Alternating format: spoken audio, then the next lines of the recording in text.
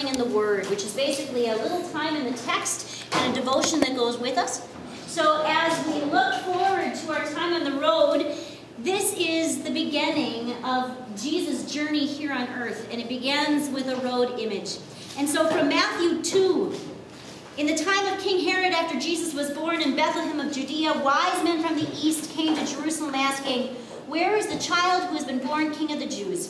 For we have observed his star at its rising, and have come to pay him homage." When King Herod heard this, he was frightened, and all of Jerusalem with him. And calling together all the chief priests and scribes of the people, he inquired of them where the Messiah was to be born. Herod secretly called for the wise men and learned from them the exact time when the star had appeared. Then he sent them to Bethlehem, saying, "Go and search diligently for the child, and when you have found him, bring me word, so that I may go and pay him homage." When they had heard the king, they set out, and there ahead of them went the star that they had seen at its rising, until it stopped over a place where the child was. When they saw the star had stopped, they were overwhelmed with joy. On entering the house, they saw the child with Mary, his mother, and they knelt down and paid him homage. Then opening their treasure chests, they offered him gifts of gold, frankincense, and myrrh. And having been warned in a dream not to return to Herod, they left for their own country by another road. We will close today with the Emmaus image at the time when right before Jesus ascends.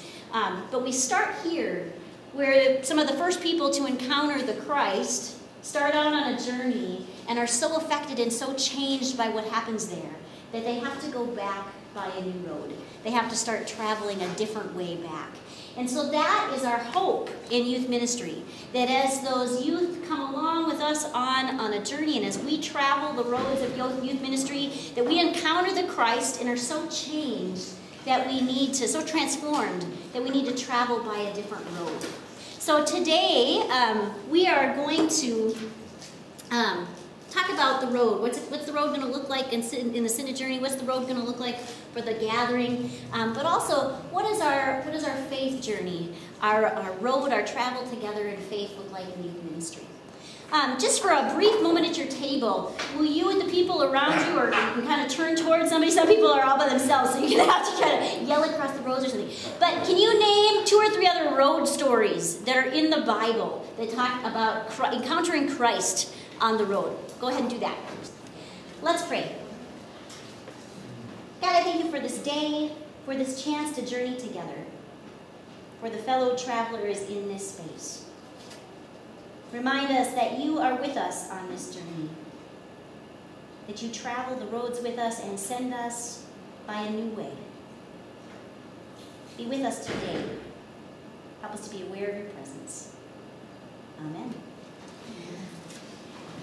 Today's training is going to be broken into a bunch of different sections. And so first of all, Katie is going to walk you through the Youth Ministry Events Faith Formation Part 3. That's a training for everyone in youth ministry. And then we'll talk a little bit about compassionate justice and how compassionate justice is different from a service event.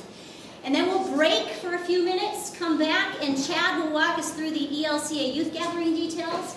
We'll take a brief break again, and then go through the Synod journey details, and then wrap up with ascending and commissioning. All right. We're going to start with just a 30-second review of what we've talked about at the last couple trainings. The first training was a year ago this spring, and at that training we talked about what's the big picture, what's going on with youth, what do they believe, and how does that shape our ministry. And so what the research has showed us is one long fancy word, and that's moralistic therapeutic deism. Most kids, when they articulate their faith, it doesn't sound like Christianity. It sounds like this phrase that the researchers coined. And what that basically means is that young people believe that their faith is all about me. It's all about me and what I believe and what I feel and what I think. It's all about me wanting to be happy and that I should do good things. And while that's a starting point, that's not deep enough to be called Christianity. So as adult leaders, our ministry with young people and our challenge is to share a better story and to share a deeper faith. Because ultimately, our faith is not about us. Our faith is about Jesus. And our faith is about our neighbors. And yes, our faith celebrates in moments of happiness, but our faith is also there comforting us in moments of darkness. Our faith is ultimately about the cross. And so how do we do that? How do we share a better story? How do we share a deeper faith? In our second training in the fall, we talked about being intentional through events, that we share our faith through providing events for young people. We hope that these events are based on the needs of the youth. If you have somebody who's brand new to church, going bowling could be a great thing. If you have people who've been coming for a year and you've been bowling every single Wednesday, they're going to get bored and they're going to walk out. So make sure that every event is based on the needs of your youth. We hope that your events invite adult leaders to walk alongside young people. That is why you're here. That's why we celebrate, and we're so glad that you're here with us doing this training. Your role is so important, and we can't tell you that enough. We hope that your events have a purpose, a goal, and an evaluation. What do you want the kids to do? Do you want the kids to just come and have fun? That's great. Did that happen? If it did, your event was successful. Do you want the kids to come and serve? Do you want them to come and learn? Whatever the goal might be, have a goal before the event, and then after the event, look back. Is that what really happened? And so overall, you just want events that will be intentional so that you can share your faith when the young people walk in the door. And so if you missed either of these two trainings, there's fantastic, fantastic information. They are both available online. Check out those websites. Make sure you watch those training webinars. If you're going on the Synod journey, you have to. So check them out. They're really great. And so we talked big picture about youth ministry. We talked big picture about events. And today's training is all about getting specific. But what do I do as an adult leader? When I've got a kid sitting next to me, when I've got a group sitting in a circle, what do I actually do? When I'm on the bus, when I'm going to the gathering, what do I actually do? And there's a couple ways we're going to answer that question. The first way we're going to answer that question is with the acronym DRAG. And DRAG stands for Do, Reflect, Analyze, Generalize, and Godify. And the point of this acronym is that you can take any activity. You can take freeze tag. You can take squeeze prayer. You can take any activity, and as long as you drag the activity, you'll pull the conversation deeper. And so the D is pretty simple. You just do it. Whatever the activity is, play the game with your kids. Sing the song with your kids. Pray the new way to pray with your kids. Whatever the activity is, you should do it as an adult leader. Don't just sit back and watch. Next, with your group, you're going to reflect. This is an instant replay. What just happened? What did we do? Where were we? How did we do it? Just a quick, bare bones, what were the facts? Next, you're going to analyze. During this activity, did you learn anything new about yourself or about the group? Who were the leaders and how did you feel during that activity? Then you're going to take their reflections, how they felt or what they learned, and you're going to generalize it. How does that activity or idea or feeling relate to your life, either at home or at school or in sports or at church? You're going to generalize those ideas. And then you're going to godify. This is the most important part. This is where we make the faith connection. So you ask questions like, how does this apply to your faith? Does it relate to a Bible story? How can you use what you learned to grow closer to God? So the acronym again, DRAG. Do, reflect, analyze, generalize, and godify.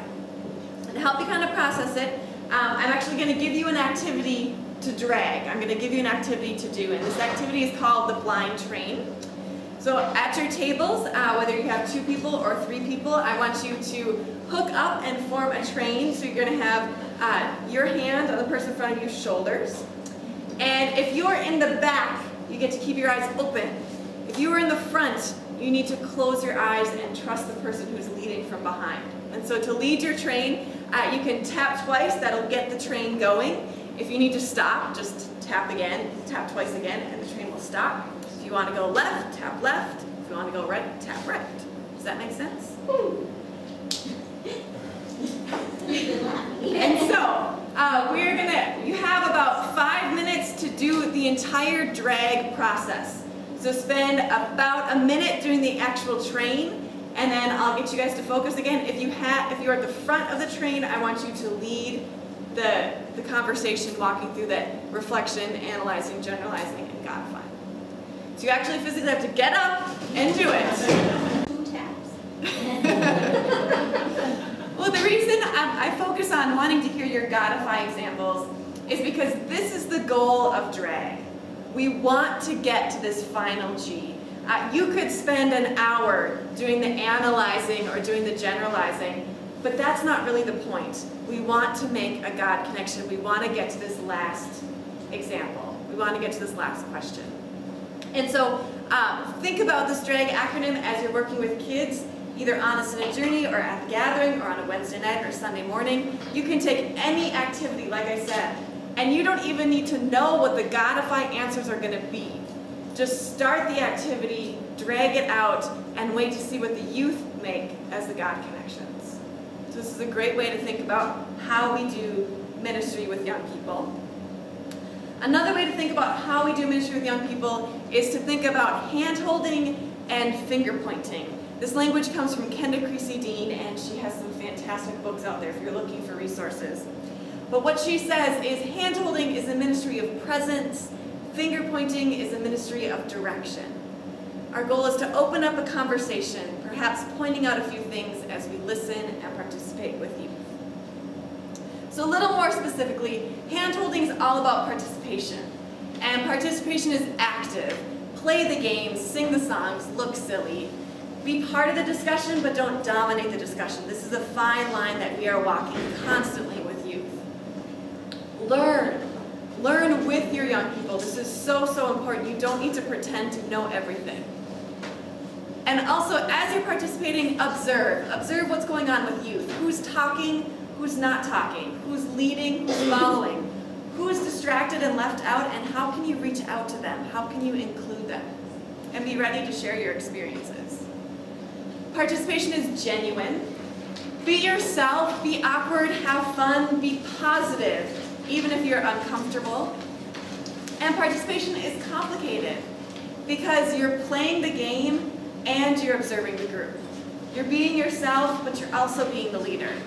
It's complicated, but it's so, so important. It's your role as an adult leader, and you can do it. Another aspect of hand-holding is listening. And when we're listening to a young person, when we're listening to anybody, we want to listen with our whole bodies. Listening starts with the ears, which means if you physically cannot hear the person who's trying to share with you, it's okay to move. If you're in a really loud, crowded room, maybe even at a concert, maybe this isn't the best place to listen. Ask them to move to a different room so you can physically listen with your ears. You also want to listen with your eyes. If your eyes look distracted, the kids are going to think that you're distracted, so make eye contact. For some people, this might be a face-to-face conversation. For some people, face-to-face can be really, really uncomfortable, and they'd rather have a side-by-side conversation. Even if you're sitting next to the person on a bus, you can still lean over and make eye contact and listen with your eyes. Listen with your whole body. What does your body language say about the other person? Does it show that you're caring, that you're concerned, that you're genuinely present? Or does your body language say that you're really late for worship and you already have 15 other things that you need to do? So make sure you're listening with your whole body. And also, we listen with our mouth. This is a little complicated one because listening with your mouth does not mean going on a tangent and telling another random story, because listening is all about the other person. And so we listen with our mouth by asking follow-up questions, by digging deeper. What do you mean by that? And how did you feel about that? And can you tell me more about that? Those are appropriate listening questions to dig in a little deeper. And especially when a tough question comes up that you might not know the answer, a great way is just honor that question and say, that's a really great question. I need to think more about that, and can you give me some time? And then follow up with them if you think more about it, or if you talk to a pastor and suddenly you want to share an insight, to follow up and really honor that question. Not to say that you're going to have the perfect answer, but it's okay to think about something for a while before you get back to them. That's great. And the most important thing is the conversation. Absolutely. Thank you. That's a really good point. How many of you guys are familiar with the WHEAT questions? Okay, good. So some of you are. WHEAT is another acronym. We're kind of heavy on the acronyms today, but that's because we want you to remember these things. Wheat is just a series of questions where you can really listen to the other person. They work great if you've never met them before, if you're talking to a complete stranger, someone that you don't really know. And they are really quickly, the W is for where are you from, where do you live, where do you go to school. H is for hobbies, what you love to do, what you do on your spare time. E is for an event, talking about an event you might have in common. Today you have this spring training in common, so you can ask what brought you to this training today. A is for acquaintances, every Minnesotan's favorite thing. Oh, do you go to East? Well, my cousin goes to East, or my brother's son works it. I mean, just all these different connections to see if you have anybody in common. And T is for travel, a great question, either where do you want to travel or where have you traveled? A great conversation to get somebody talking. As you utilize this WHEAT acronym, please know that this is not the be-all and end-all, but these are just questions to get you started. As you're moving in a conversation, you might move from closed questions to open-ended question. Closed question would be, where are you from? There's a simple answer. An open-ended question would be, what's your favorite part about living in Duluth?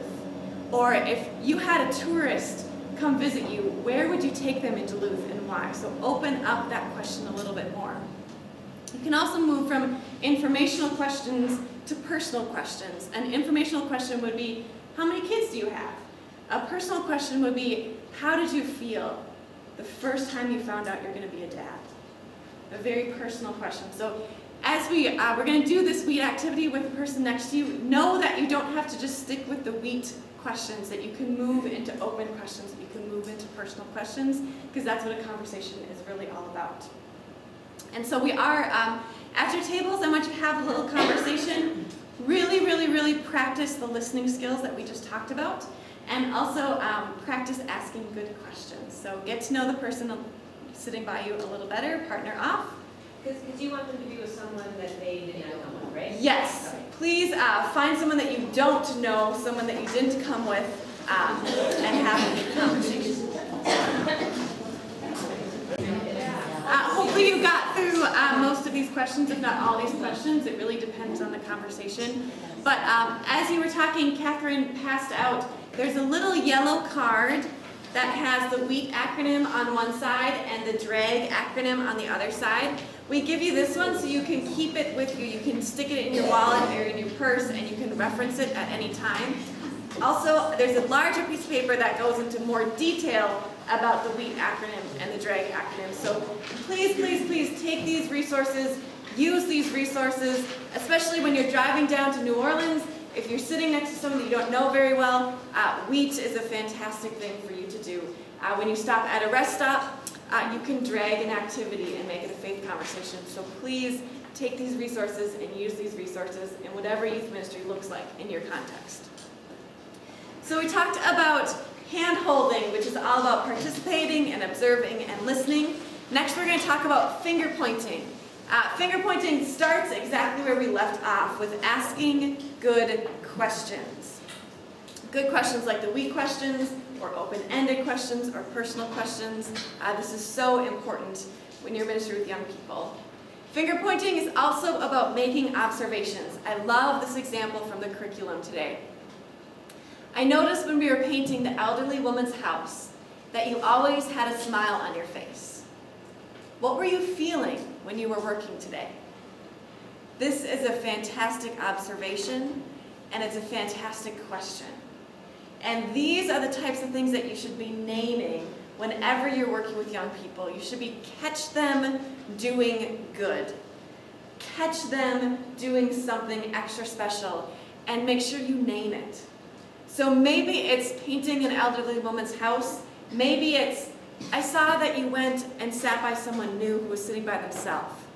What did you guys talk about? What was that experience like for you? Or maybe it's something as simple as, hey, I saw you held the door open when somebody had their hands full. Thank you for doing that. Is that something you normally do? So ask questions, make observations, catch your young people doing good. And then finally, the most important part, again, this is like the G in drag. The ultimate goal is to point to Jesus. Where did you experience God today? Where did you see God today? Some people call them God sightings, some people call them God moments, but you want to be able to share these, and you want to be able to challenge your kids to see these things. So if you're going on a trip like the Gathering, maybe the first couple days, you're the one who's naming the God sightings, but hopefully as you lead by example, your kids then will start being able to name where they saw God today. And think of how powerful as we come back from New Orleans, if kids have learned how to do this, and if kids can start doing this in their daily lives or in their weeks at school, if they can start seeing God all around them, then we have really, really done something special here. And so, as you're asking kids, where did you see God today, they're gonna mention things like, well, we're all working together, or we're helping somebody, and those are things that God would want us to do. And then you can challenge them, where do you see Christ in the same way at home, or at school, or at sports, or at work? How can we help people at home? How can we work together at church? Those kinds of questions are going to make it bigger than this one-day event.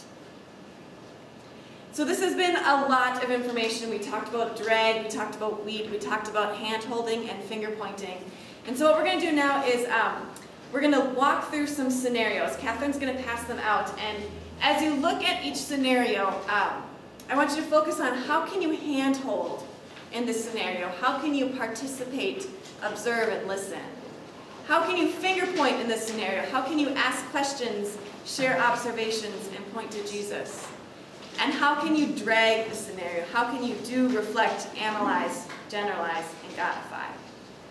And just for timing's sake, I'm going to have this row, if you guys want to work on scenario 1, if this group wants to work on scenario 2, scenario 3, and if you guys want to tackle scenario 4. If you can, if you get to more than one scenario, that's great, but I want you to start with one of them. All right, I'm going to pull you back to the large group again. Again, we give you these scenarios as a resource. Especially if you have adult leaders who are not able to make it today. We hope that they were able to make it today, but if for some reason they can't, take these scenarios back and walk through with your other adult leaders. What would you do in this situation? This is a great way to learn about the other adults that you'll be working with. A great resource for you guys to have. Another aspect of this youth ministry training that carried on from last spring to this fall to right now again is this whole concept of involving the entire congregation, involving parents, and involving all youth, regardless of if they can participate in a particular event. Because decades of research say that the entire congregation makes a difference in youth ministry, and parents make a difference in their youth. And so what I'm going to do now is I'm going to run through really quickly 3 slides that talk about connecting with congregations, connecting with parents, connecting with youth. And as I read through these, I want you to focus on if any of them stand out to you, if any of them inspire you. And then I'm going to send you back to your table groups again, and the goal is to come up with top 3 examples of what you can actually do as you're preparing to go to New Orleans. So really quickly, we can connect with parents by uploading pictures to a church website, providing examples of Bible studies. They might have no idea what you do on a Wednesday night or Sunday morning. Give them an example of what you talk about. Host regular parent meetings and always provide coffee. Utilize the newsletters, bulletin inserts, etc., any written communication that they're used to looking at. You can send emails, host a blog or a journal, send postcards if you're going on a trip, send home service ideas or devotion materials that relate to what their child is doing in church. And for events that are at church, like a regular Wednesday night Bible study, invite parents to participate. Invite them to bring a snack and then encourage them to stay and check it out. Invite them to help plan a big event or fundraisers, things like that. We can connect with the entire congregation in worship. In worship, you have a captive audience. They need to listen to you. And so invite young people to share a sermon, share reflections after an experience. You can show a slideshow, you can do a skit, anything so that the congregation sees the youth as a visible and vital part of the congregation. Again, utilize written communication like the bulletin and newsletter. Post visual images around the church. Print off pictures and make a poster board. If you have a poster from the ELCA gathering, put it up there so it's a visual reminder of what the kids are doing. Involve congregational members in events similar to parents. Invite them to bring a snack and then invite them to stay. And then also use congregational members as mentors or as prayer partners, either throughout the entire school year or just for a specific event, or both. Especially the prayer partners idea, this is a great idea to involve somebody who maybe doesn't think they have time to do youth ministry, who maybe doesn't know how to do youth ministry. You can always pray and set prayer partners with your young people. And connecting with youth, especially, this becomes critical if you're doing something like the New Orleans trip and some of your youth can't attend. This can turn into a very touchy subject, and so you want to focus on group building both before the event and after event. Utilize things like the DRAG acronym. Do group builders before and after the event. Communicate with them while they're gone, similar to you would communicate with parents. So send them a postcard, or send them an email, or just send them a text and just say, hey, I thought about you today. I hope everything's going well. And when you come back, share stories, share your experience, but do this in a very careful way, because the kids, they want to hear about the experience, but they don't want to feel excluded. And so young people especially are really good at just kind of alluding to, hey, remember when we met that guy? Yeah, I do remember, but I don't think Joey remembers, so can you share with him the whole story? Can you expand and articulate the whole story? And as always, be very careful with the inside jokes, because that can get pretty painful pretty fast. That can get pretty excluding pretty fast. And so maybe you'll need to have a conversation with that one young person who continually brings it up and still thinks it's funny. Maybe it is for people on the trip, but you have to keep in mind the kids who couldn't participate. And so again, at your table groups, the goal is to think of an upcoming event. Maybe you're thinking about New Orleans.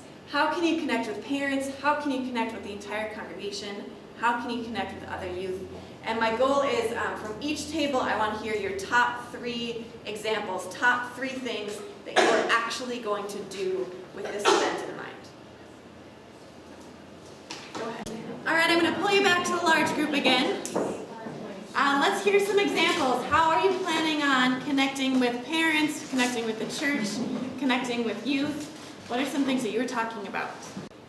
A couple other ideas that have come out. This is the 3rd time we're doing this training, and so I just wanted to share a couple ideas that other congregations are doing. From our first training, somebody is, they have their the prayer chain for the church communicates via email. And so every day they are sending an agenda that this is what the kids are doing today in New Orleans, so that the entire prayer chain can pray through that agenda each and every day that they're gone. And another church has a mail call. They get the congregation to send mail that every night at family time, they then pass out to the kids. There's a piece of mail for every kid for every day that they're on this trip. And some of it is from children, some of it is from older people in the congregation just writing a card saying, I'm thinking about you today, I'm praying for you today. And they did this at the last gathering, and the kids looked forward to that as the highlight of their day, getting mail from church back home. And then they could see just how many people in the congregation, people that they didn't even know, were connected and caring for them and excited for them on that journey. So, great examples. Thank you for sharing. The last piece that I'm going to talk about is managing your group. When it comes to a big event, what are you going to eat? And where are you going to stay? And how are you going to get there? And what are you going to do about cell phones? And how are you going to keep these kids safe? How are you going to make sure you don't lose anybody? These are all really, really, really important things. But these types of things change based on the context. It really depends on who your group is. It really depends on what you're doing. It really depends on the location. So we're not going to go into that in detail right now, but there is a handout that will help you process. The main point that I want to get across today is that you, as an adult leader, you need to think about these kinds of things. You need to think about head count. You need to think about meals. You need to plan for these things. And if you're going to the gathering and to going on the journey. We're going to talk more about these managing your group details today. And so I'm just going to pass it on to the next person so we can keep going. Siobhan's now going to talk about compassionate justice. So compassionate justice. You just heard a little bit, we've been talking a lot about how not to make something just about an event. This piece is really how not to make it just about a service event, but how to really be about compassionate justice, part of a journey of growing in faith. Like I said at one of the first trainings, when I was in seminary, we had to read 2 books in one of my first classes, and one was Kenda's book about a God-bearing life, and it talked about that hand-holding and finger-pointing, and the other book was a habits book, and it had all kinds of program ideas for what to do in youth ministry. And I walked out of that class, and I hated the Kenda book because it didn't give me anything to do. There were no games, there was nothing to kind of program them through, and I loved the other book because it had like a whole year full of Wednesday ideas. 10 years later in ministry, I don't ever use the program book. It's what you just heard in Kenda's piece that really makes the difference in ministry. It's about that hand-holding, that finger-pointing, that ministry of presence, the lifelong faith stuff that happens in every moment that you are with youth that is far more impactful than any kind of game or program you're going to do. Those programs and those games are just tools to get at that real ministry piece. Compassionate justice, same thing. Service events are awesome. You know, it's like I want to know, can we tie blankets? Can we go to the food shop? What are the things that we can do? But compassionate justice is a perspective. It's a way we look at the world differently, and it changes how we live our everyday and even sit next to the person that we're next to. So why compassionate justice? First of all, because there's human need. And that human need can range from the need for companionship and the need for relationship to the need for food or the need for housing. But there's human need. And secondly, because it's a divine mandate. In 1 John 4 it says, the commandment we have from him is this, those who love God must love their brothers and sisters also. So I've heard call considered like a cross. That your call in the world is where a passion that you have, a gift that you have, intersects with the world need. And this is where that divine mandate and that human need interact is our call. There are 3 phases of compassionate justice. There's relief, development, and advocacy in justice. You may have seen the clip when you go to the gathering site. It has kind of an introduction to why are we going to New Orleans again. And one of the things that they've really talked about is, yes, we've done a lot of the relief things in the past. We've built a house. We've read to kids. We've done some like replanting. Those were all relief efforts. Now we want to move to a deeper kind of compassionate justice that goes to development and advocacy and justice as well. So in our picture, for example, the relief efforts are things like if somebody's hungry, you give them a fish and it feeds them. Development gets to that next level of you teach them how to fish. You teach them how to get food themselves and help them learn so that it's not just an instant relief effort, it's an ongoing change. And the advocacy and justice piece takes it one further and goes, what's up with the system? How do we work in the level of a system to change it? So maybe in this scenario, it's how do we change fishing practices and environmental practices so that there is always food for everyone? So we want to, in compassionate justice, consider all those things. Compassionate justice versus service learning, it's an intentional process. It's not just a project. So it is everything that you do to prepare and lead up and train before, through the project and into reflecting on it and moving into the next phase. It has a deep, lasting impact. It's not just one neat experience. Yeah, they maybe come home and go, well, it was really fun to tie blankets, but it has a lasting impact that gets to them, where they see that there's something that they really want to be a part of changing. So it's a 4-step process. Compassionate justice always involves 4 steps. One is the preparation. So there's Bible study, there's community building, there's trainings and fundraising, there's learning about the context of where you are maybe going to do some concrete work.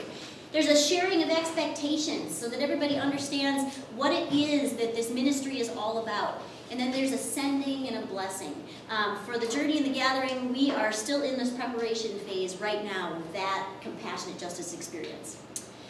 The second phase is always action. And so it's an orientation to what they're going to be doing and why. So I remember specifically when we went 3 years ago, one of the most powerful pieces for me in the service project piece that we got to do on the journey was that we got to listen to the organizations. So even when we sat down, we were going to clean up garbage in a neighborhood for a day.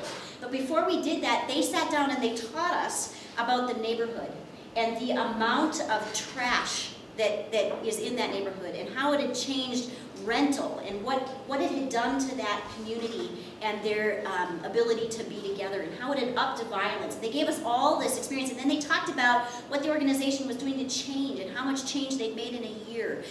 And that orientation made the experience far more than picking up a couple pieces of garbage.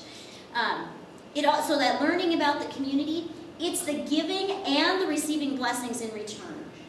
So it's our compassionate justice is always, yes, what are you sharing of yourself and your time and your talents, but also what are you receiving as you walk side by side with others? What are the gifts that you have received, just even in how it has changed your perspective or how the presence of the people you are working beside impact your life and your faith? And then it's beginning reflection. So right away, even as you are on the journey or in the midst of an experience, you're reflecting on it, you're godifying it. Then the real step 3 goes not only from the reflection on site, but the reflection following an experience. And that can be done in group reflection. That's what family times are about. It can be individual reflection. Maybe it's giving people time to journal or to just talk one-on-one with another person about what their experience was like and how they were impacted.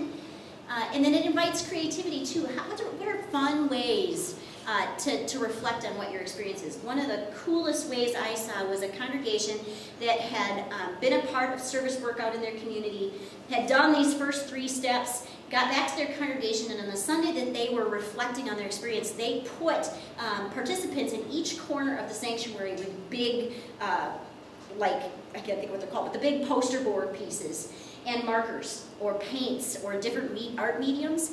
And as they shared about their experience, the youth drew and painted and created these artworks that reflected what their experience had been. So how creative can you be in how they reflect what they've experienced? Celebration. Compassionate justice always has an element of we celebrate what this is all about and what is God up to. So for the journey or for the gathering, it's always that welcome home piece. How do you celebrate what you have been up to and what is still going to happen and connect back into your community? A continuing reflection. That reflection should go on for years. You want them to look back 10 years and still reflect on how that experience has changed them. To tell their stories. How are you creating opportunities for them to really share the story of what has happened and what God is up to in their lives and injustice in the world? Give them a chance to evaluate honestly what their experience was and also consider future opportunities. So compassionate justice is a lot more than one thing. It's a 4-step process that is ongoing. All compassionate justice requires tuning in, which is that deep listening that Katie talked about. It involves looking at your gifts and the gifts of your youth and the passions of your youth and helping them connect those with the need in the world. And it's also looking for partners.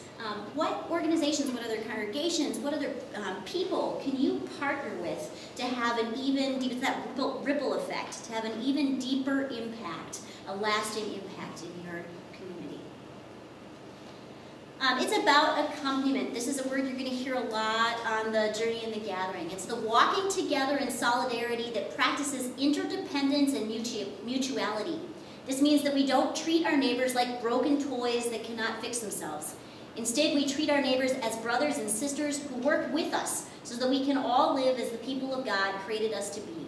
We ask our neighbors how we can make them stronger and actively listen to their answers.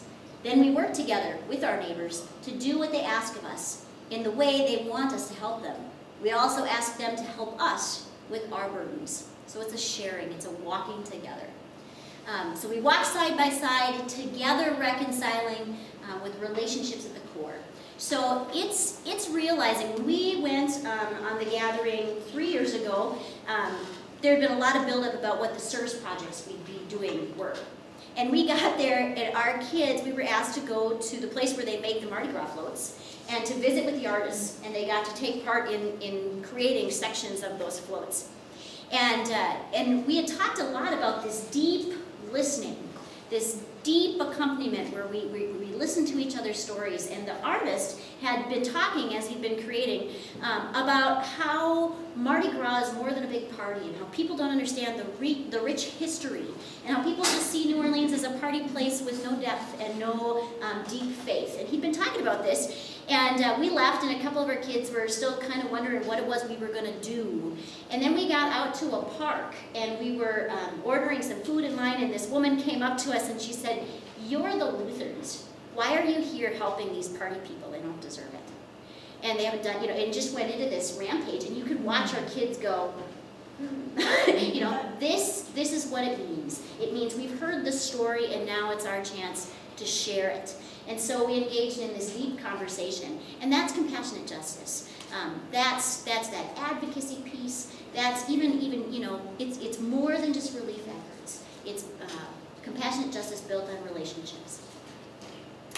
So the posture of an adult leader really matters in compassionate justice. It's Tiger McClune is famous for saying it's not about you, but it's all about you. It's not really about you, it's about what God's up to, but it really matters what you do.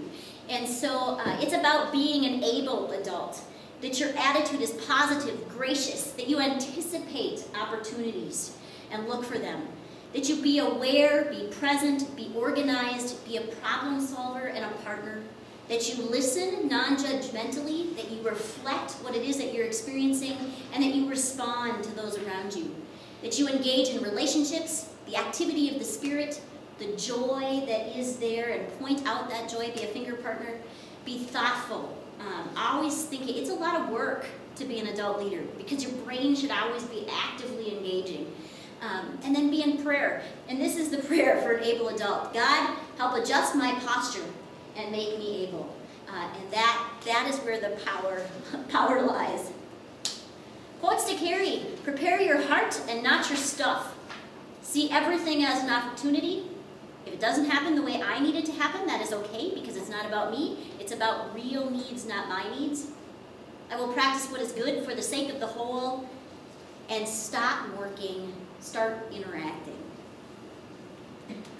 These are all resources on Compassionate Justice. They are also available on the webinar that is posted at the gathering site, and there's a link on the Northeastern Minnesota Synod site. We are going to take a minute and break. Catherine's handed out some handouts for you, and then Katie has made Bananas Foster. So if you would like to help yourself to some Bananas Foster and ice cream and some treats, use the bathrooms or whatever, and we will meet back here in about 7 minutes or so. If you can work your way to your seats, we will we'll get started in talking about the 2012 ELCA Youth Gathering. This portion of the training, I'm going to be kind of tag teaming it a little bit with Siobhan and with Catherine, just because Catherine, for the big gathering picture, she's one of the adults that's on one of the theme days, the planning team, and so we are actually very fortunate. Catherine knows a lot of details that other people in our position might not know, and so it's kind of nice that she's able to share those to help prepare us.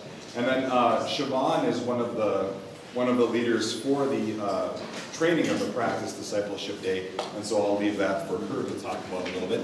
But let's take Catherine's going around passing out this PowerPoint. It might not be, the first 10, 15 slides might not be in the same order on your sheet as I have up here.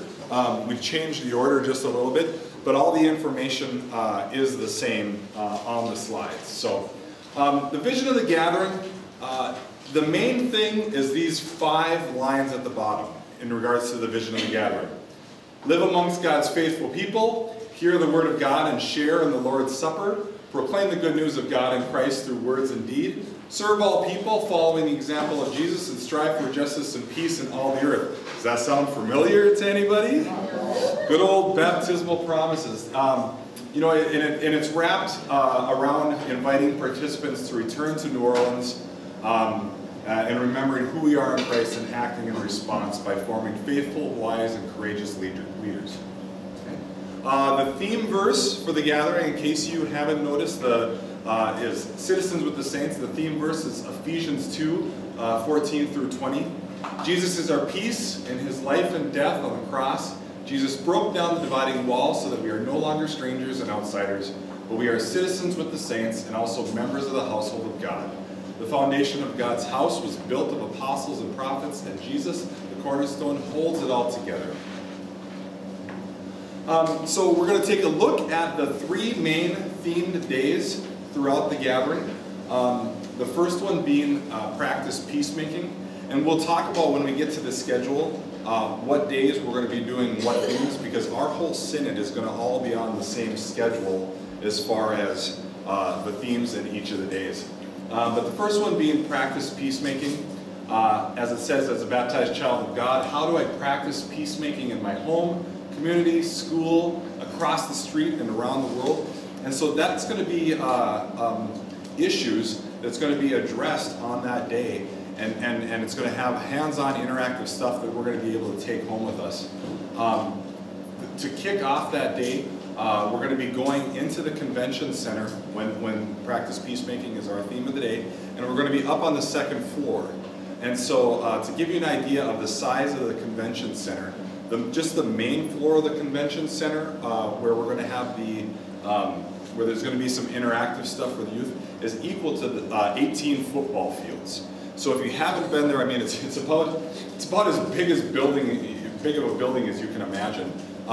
There is a second floor to that, and so we're going to be gathering in ballrooms as groups, and you got to think there's going to be probably about 11 to 12,000 of us on each of these themed days. The gathering is going to be split up into thirds, and there's going to be some training, some talking, some speakers, and then we're going to be moving on through separate rooms throughout the center and doing a flow of interactive activities for the youth to help them with understanding practice peacemaking. And Catherine, if you want to speak any more to that?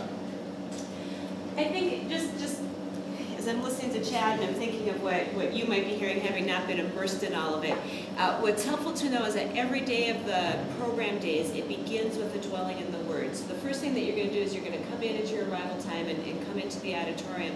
And then the purpose of flowing them after that, that's about a half hour, you flow through where traditionally workshops would be, but all of the learning that's going to happen is interactive learning. And think of the compassionate justice Siobhan just spoke about. That's what peacemaking is. How do we get into the advocacy and justice going beyond just giving handouts to our neighbors, but really making a difference in the world? That's what it's going to be looking at. And then coming down into what was formerly known as the Interaction Center, it's going to be called the Practice Peacemaking Center. And all of the activities flow around different themes, and so there'll be colored banners that you'll pay attention to, that if you see blue it means something, and if you see red it means something. It helps you find where you need to go, but it also gathers you around different areas of learning that goes on.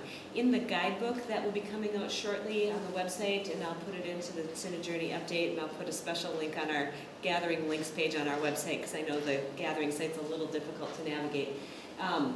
In the guidebook, we'll list exactly what all those different learning opportunities are.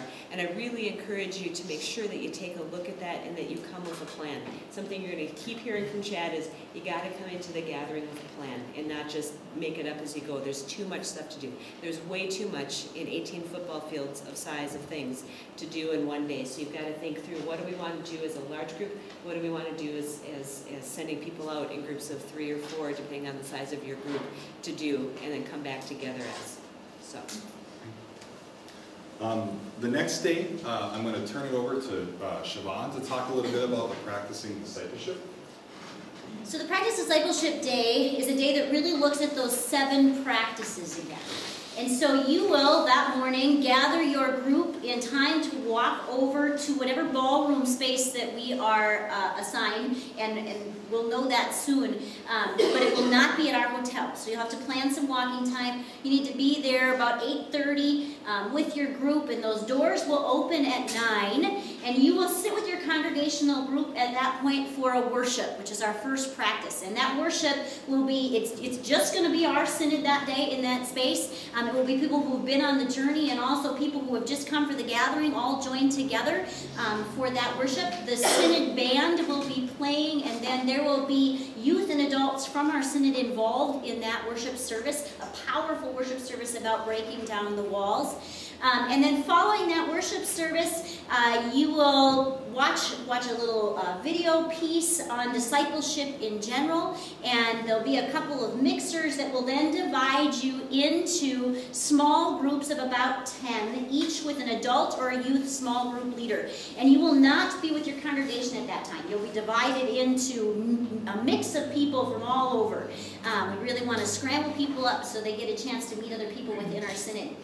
And in those small groups, what will happen is there will be an MC up front who will introduce one of these next practices, and then toss it to the small group leader, who will lead their small group in some discussion and activity and Bible study around that practice. And then it'll bounce back up to the MC, who will introduce the next practice, and back to the small group leader, and back and forth until we have worked our way through those remaining 6 practices that follow worship.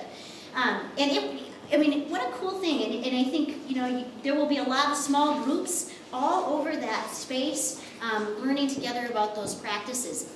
Following all of those small group experiences, there'll be a little closing and ascending, and then you will return to your congregational groups for a very important part of this day. It's a discipleship tour, and Catherine's going to hand those out. And it is a chance you have, during the practice discipleship morning, learned about those practices and practiced them a little bit, and then you are going to go out into the city to do them.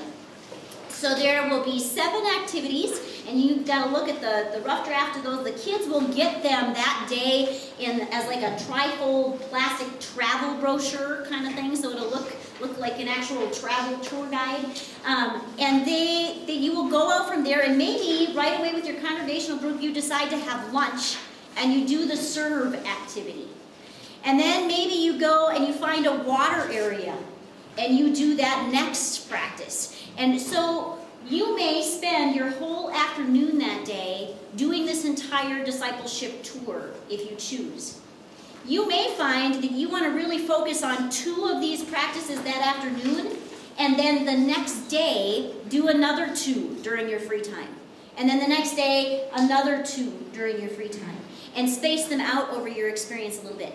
But this gathering is really crafted in a way that this is a crucial piece. You really need to make sure that you build these practices in. And they may not look like a lot on paper, but when you actually do them in the city, it is just a powerful discipleship experience. So when you are doing your planning and you looking at scheduling, you have this early to think about how do you want to build this tour into your overall gathering experience.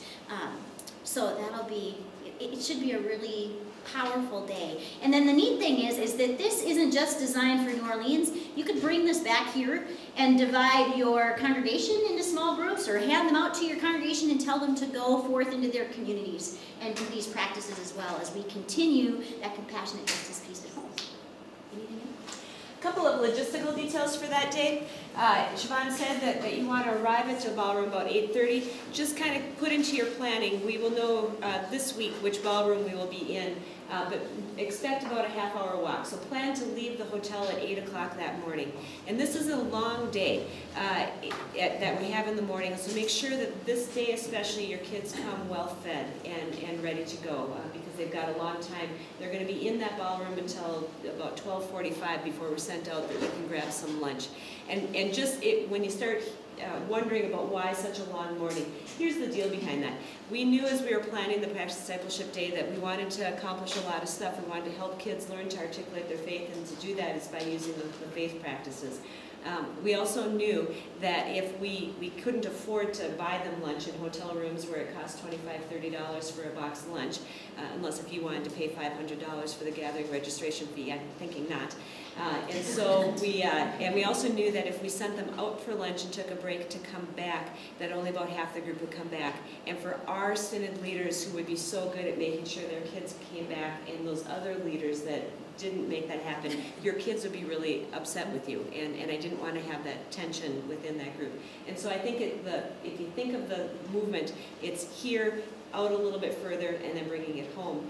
So one of the technical things is you're technically not supposed to bring food into ballrooms because they want you to buy their $25 box lunches.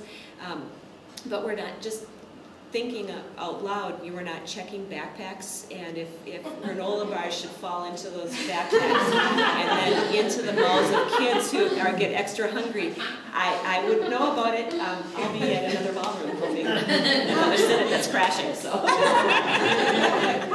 one note too with this is this is a day that you really should be an able adult. You will really make this experience. And a powerful thing to remember is, yes, we are just together as a Synod, but the worship and the curriculum piece that you are using is being done by every other Synod too. So while we're in small group worships, to think about 36,000 people having the same experience too, in different rooms in different ways, is a pretty neat way to think about that day. The third day is Practice Justice. For the Practice Justice Day, we're going to be meeting at the Superdome in the morning. And when we show the schedule, there's going to be different times that our groups within our own Synod will probably be meeting at the Superdome. So in our time together, there's going to be servant companions that are going to lead us through Scripture, videos, participate in dwelling in the Word, like Catherine had mentioned. It's going to kind of shape what your day is going to look like. There's going to be an anointing before we head out on our buses.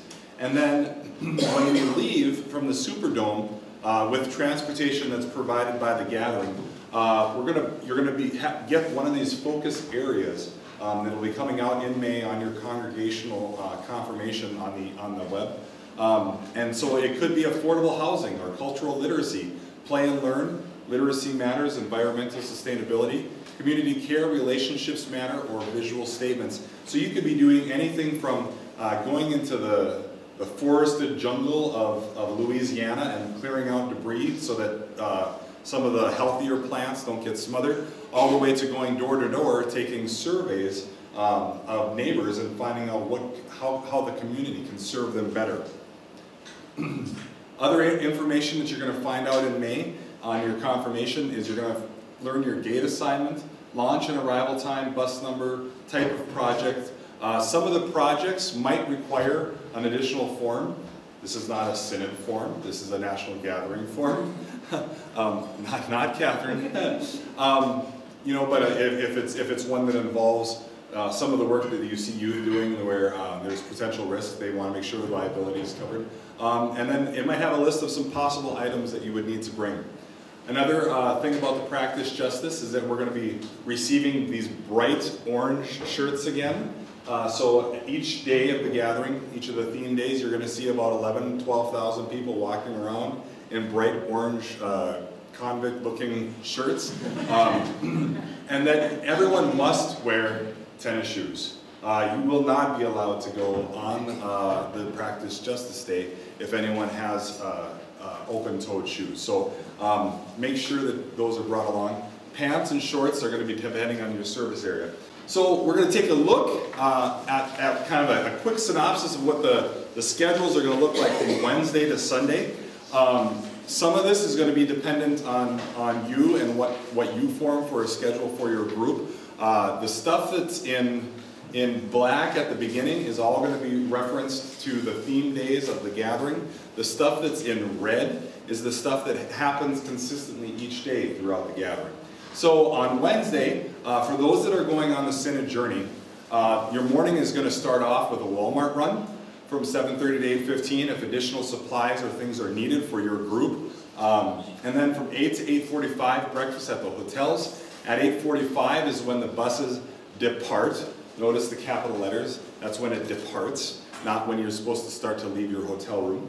And then when we get to New Orleans, for those on the Synod journey, the buses are going to be dropping us off at Hall D at those doors. If you're not going on the Synod journey, that's where the doors you're going to want to go through for where registration begins. So you'll walk into Hall D, you're going to go up some escalators, there's going to be some tables, and this is for your whole youth group doesn't go up. This is just for the adult leaders. And you're going to have your confirmation letter printed from the congregational site of your website. And that is going to have all the information. If you do not have that, there's going to be a little kiosk set up where you'll be able to go and print. But when you think about 34,000 people coming to these events, thousands of adults and primary leaders, you want to make sure that you've got that confirmation letter with you so that you don't have to try to go to that kiosk and try to print it off. If a backup to the backup to the backup is that Catherine will have additional copies printed for you if there is any hiccups, and we will have someone from our Synod that's going to be at the registration booth. Hanser. Lori Hanser, Lori, thank you. Who you'll meet during the journey, will be at the registration desk. Yeah, to help with problem solving and whatever else. Okay. After you get registered for the gathering, adult leaders, you are going to be going into a ballroom and you'll have about a 20-30 minute training from gathering staff. And then the youth are going to be just kind of roaming around the city, ripping it up. No. Actually, the youth, what they're going to be doing is they're going to be going into the Practice Peacemaking Center, that big 18 football field. There's going to be high ropes course, bumper cars, inflatables, volleyball. There's going to be Habitat for Humanity, lots of hands-on things to keep them active and plugged in. And so when you finish that leader training, the primary leader, and if your group is really big, 30, 40 people, you can take another adult leader or two if you need to, but that's where you'll be receiving the backpacks, and they are backpacks. They're not the sachos with the one strap, and they kind of have the shoelace type straps with the little bag in the back, and with a Bible in it, and they're not the big 4-inch thick Bibles that you got in 2009. They're going back to the 2006 smaller Old Testament, New Testament type Bibles. They ended up with a lot of Bibles at the airport because of the excess weight. But they did get to put to some good use and some ministry there too. One thing I forgot to mention though is when you get to the convention center, in fact, this is just kind of a rule of thumb, when you're on the bus, have everything that you need for on the bus up with you, because anything that gets put below the bus is then going to be off limits. We're not going to harass the drivers with opening and closing those doors 40 million times on our way down. When you get to New Orleans, adult leaders especially, you need to have everything with you on the bus, and when you get off the bus, you need to take everything with you, and everything that you take with you, you're going to be responsible for caring for about 4 or 5 hours. Okay. So because after registration, after you're done with everything at the convention center, you're going to be going out for lunch on your own. So you're going to want to make sure you've got a plan of where you're going to go, have 2 or 3 options, and then you're going to be heading over to the Hyatt French Quarters, and the Hyatt is for our whole Synod. So whether you're on the Synod journey or National Gathering, the whole Synod is staying at the Hyatt French Quarters, and you're going to have an assigned time that your bus will be meeting you at the front of the Hyatt. We are on the corner of Canal Street and Bourbon Street, and so the bus cannot go into the French Quarters down Bourbon Street, so the bus will be right on Canal Street, and if your assigned time comes from Catherine as 1:30, please make a note to be there or be ready at 1:15. We don't want to have the buses sitting out on this busy main street in New Orleans any longer than they have to, and we want to be ready and to quickly unload, because there's 10 buses for the Synod Journey group, and 10, right? Okay, and they're going to be wanting to shuffle through also, so it's going to be a quick grab and snatch, and then when you get into the hotel, they'll have room keys and everything will all be ready, and more details on that will be coming out as we get a little bit closer to date. Once you get everything into the hotel And depending on what the rest of your time frame looks like, you might have a little bit of free time with your group, and we'll talk about some options, things that you could do with your group while you're waiting to go on to the next thing. But one option that's going to be available each day from 4 to 6 o'clock is Champion Square. And this is something new that was built after the 2009 gathering. In fact, it was even built after the Saints won the Super Bowl, was this huge area right next to the Superdome, set up for kind of the tailgating and partying, music, things like that. And so there's going to be a stage with music, plenty of vendors all around, and different sorts of entertainment, and a nice kind of place for you to be able to hang out for a little while before getting ready to go into the dome. And we'll also talk about this a little bit later, but you won't have to be standing outside the dome for 2 hours hoping and praying that you can try to get a seat on the floor. There's something neat that they did this year that's going to be very helpful in regards to that. But at 6 o'clock is when the dome opens and seating opens. From 7 to 9 o'clock is when the mass gathering at the dome begins. And then from 9 to 10:45 is going to be community life back at hotels, and we'll talk a little bit later exactly what entails with community life. So we're on to Thursday. We're into our first full day into New Orleans, and that is going to be, for our group, we are all going to be, our synod each day has the same theme. So the first day for our whole synod is going to be practice discipleship. And if you notice on your congregation or confirmation on the website, it might say that your color is gold. We're all going to have these gold wristbands to signify that we are on that schedule of the theme days. And so the first one being practice discipleship. Like Catherine and Siobhan both said, 8:30 is your arrival time. And from the dome, from the hotel to the dome, I would say 30 minutes or maybe a little bit more if your group is a little bit larger, or you're like me and you just naturally walk slow. You'll want to plan a little bit more time. But at 8:45, doors open. 9 o'clock is when it starts. And they will be very prompt about starting at 9 o'clock. And then we'll be in that space. And lunch then is also going to be on your own. And when you leave, like they said, that's when you're going to be starting your discipleship tour around the city of New Orleans. And you can incorporate that any of the days while you're in New Orleans, out walking about. And Catherine had mentioned that there is a rumor going around that there's going to be a webinar coming soon. Not a rumor, it will happen.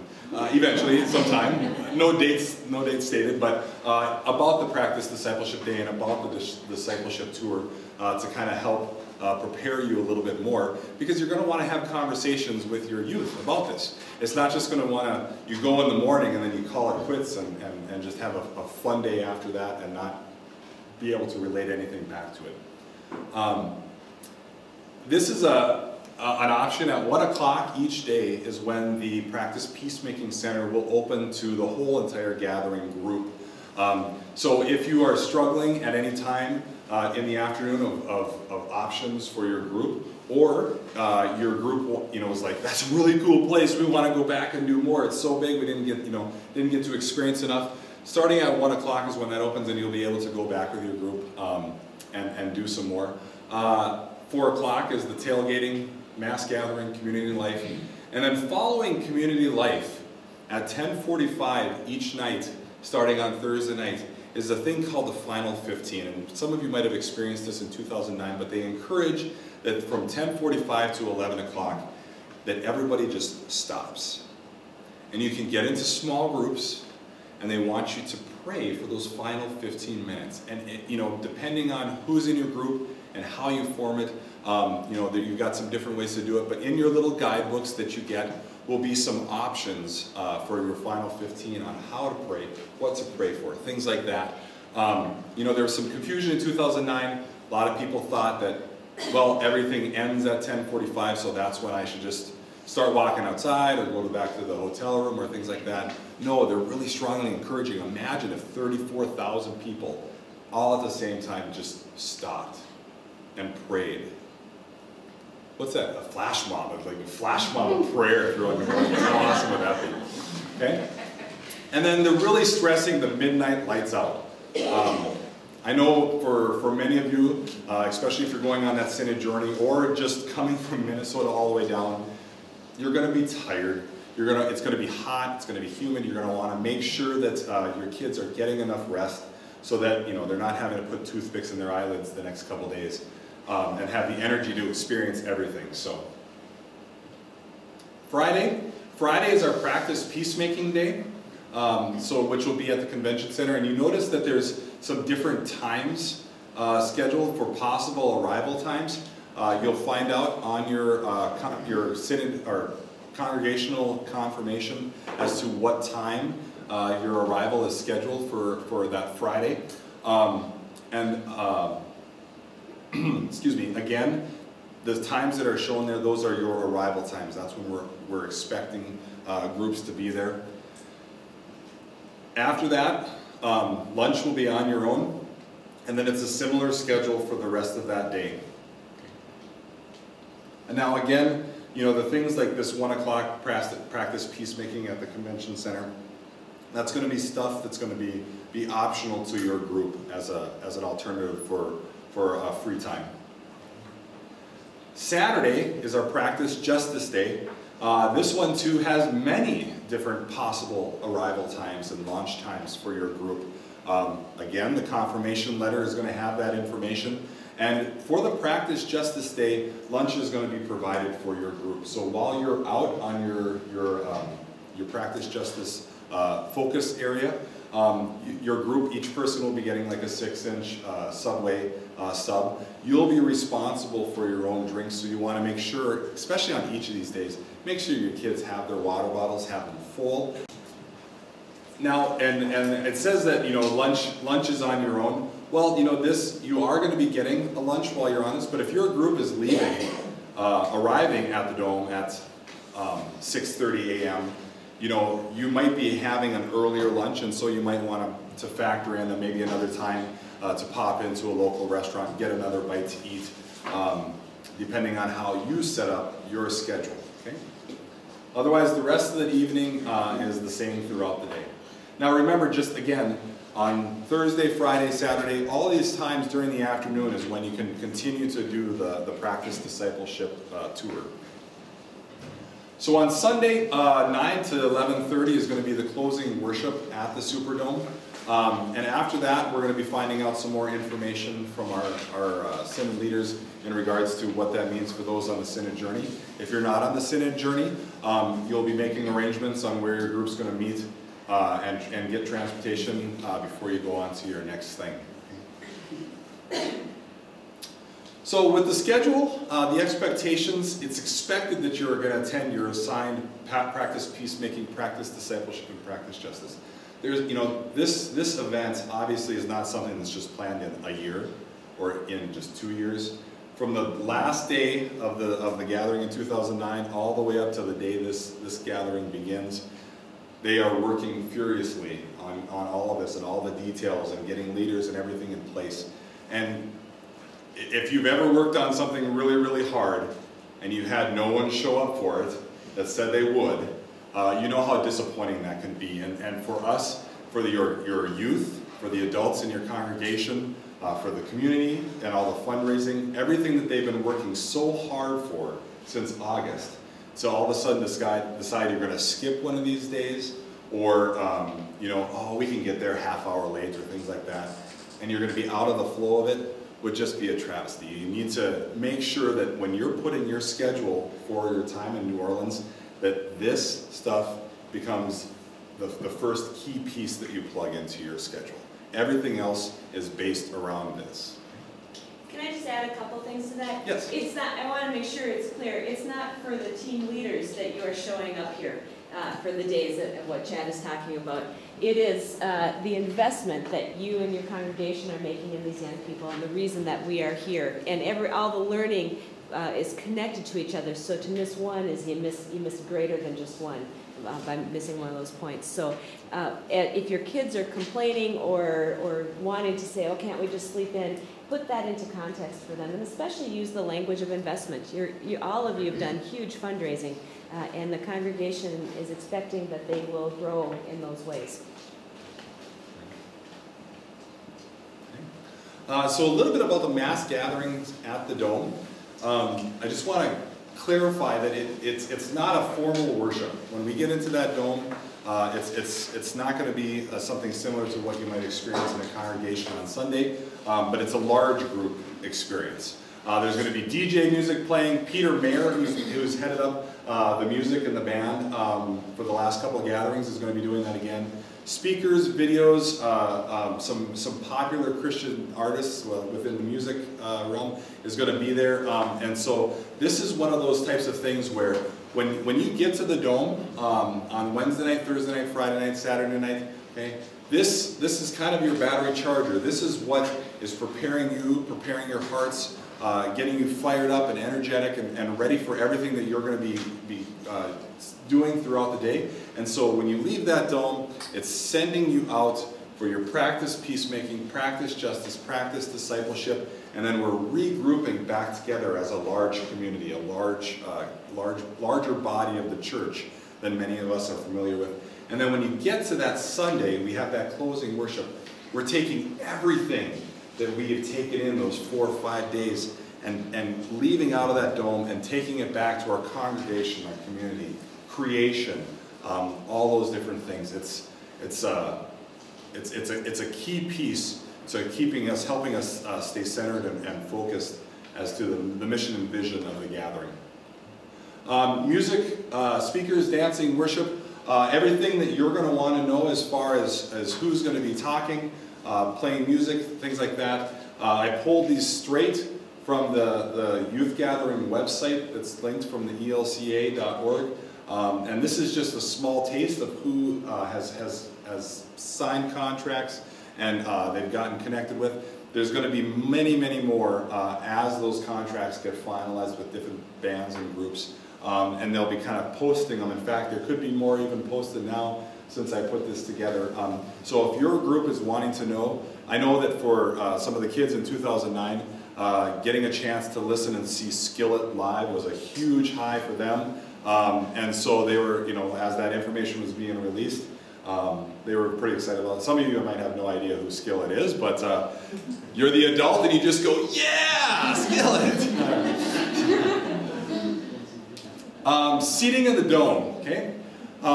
In the past, people have stood outside San Antonio, New Orleans, 90 degrees, sun beating down. I stood there once with a pizza box on my head because I was so hot for 2 hours hoping to get onto the floor of the Superdome to have that experience. They've come up with a solution. On our practice discipleship day, we're going to have each group, when you go through practice discipleship, is going to have another wristband that you wear for that day. There's going to be a designated gate on the Thursday, Friday, and Saturday for the practice discipleship groups that have participated in that day. And so that gate will open 30 minutes earlier for those groups, so for our whole synod. And then you'll have access to the floor and the lower tier.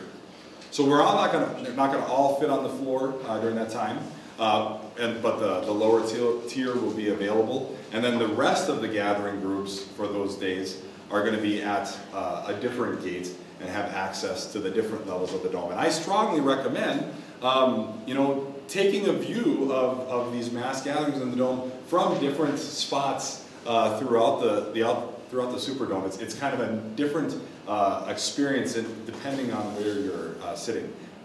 Just to clarify, you don't get an additional wristband. The color of our wristband will be on the rotation, and so that color will get you in that gate just for that day. So as you're catching it, what you need to be paying attention to are gates and some of those specifics that are on your confirmation letter in different places. But it is just this date that you can get in early. So just a couple notes about the Dome and the mass gatherings or large gatherings. It is air conditioned in the Dome, so if you're one that chills pretty easily, you might want to bring along an extra long sleeve or an extra layer. No mosh pitting or body surfing. Al, I'm talking to you about that. Water bottles will be allowed in the Dome, so make sure that your kids have those full, have them brought in so they've got hydration during that time. encourage no texting in the dome. I know some different groups might have different rules when it comes to cell phones and the covenants and things like that, but when we get to those areas, you never know what speaker or what band or what happens that's going to impact a different kid. And so if you're letting them all have their phones out and texting, they're going to be disengaging. They're not going to be thinking about what's happening there. They're going to be thinking about what's home. And I know Catherine brought the point about, you know, it's not uncommon for you to get a text as a youth that says, this is your girlfriend, I'm breaking up with you. What does that do for you when you're in the dome for this mass gathering and you just found out you broke up with your girlfriend of 2 years? I mean, you're gone. So, you know, unless it's encouraged by the gathering group, because sometimes they want to do surveys and they have you text to a certain number and then you can see it up on the big screens, we're encouraging you to help your kids stay focused, the mission and vision, why are they here, and just keep those phones in the pocket. No saving seats on the floor in the dome. Purses, bags will be checked before going into the dome. Security is always an issue. They want to make sure that we're safe. And then Champion Square, the little tailgating area, will be open for 30 minutes after the large gatherings at the dome take place in the evening. They also said, the vendors said, you know, yes, we're open for 30 minutes, but if there's a line, we're not going to be closing the doors and saying bye-bye, we're not going to serve you any more food. They'll continue to serve if people are needing some food afterwards. To touch a little bit on community life, you saw that in the schedule. After the large gatherings at the Dome, back at the hotels, they're going to have different things available for the youth. There is nothing that's going to be happening for community life at the Hyatt French Quarters, so you'll know where these other hotels are at, map them out. If you want to partake in any of these things, there are going to be 9, well, I shouldn't say that. Are there going to be any of the dances at Hyatt? Not yet. Okay, so I was right. So at 8 different hotels, there's going to be different dances that are going to be going on, different themed dances. There's going to be concerts at the Marriott, fun clubs, that's where, you know, with the inflatables and the jousting and all those different types of things. At the Hyatt, Sheraton, Hilton, Riverside. Gathering Idol will be taking place at the Hilton, and then evening prayer to Zay at the Astor. Again, you've got that information now in your slides. You can map those hotels, see where they're at, and I'm sure the information is also going to be in your gathering book as to what's going to be taking place and where.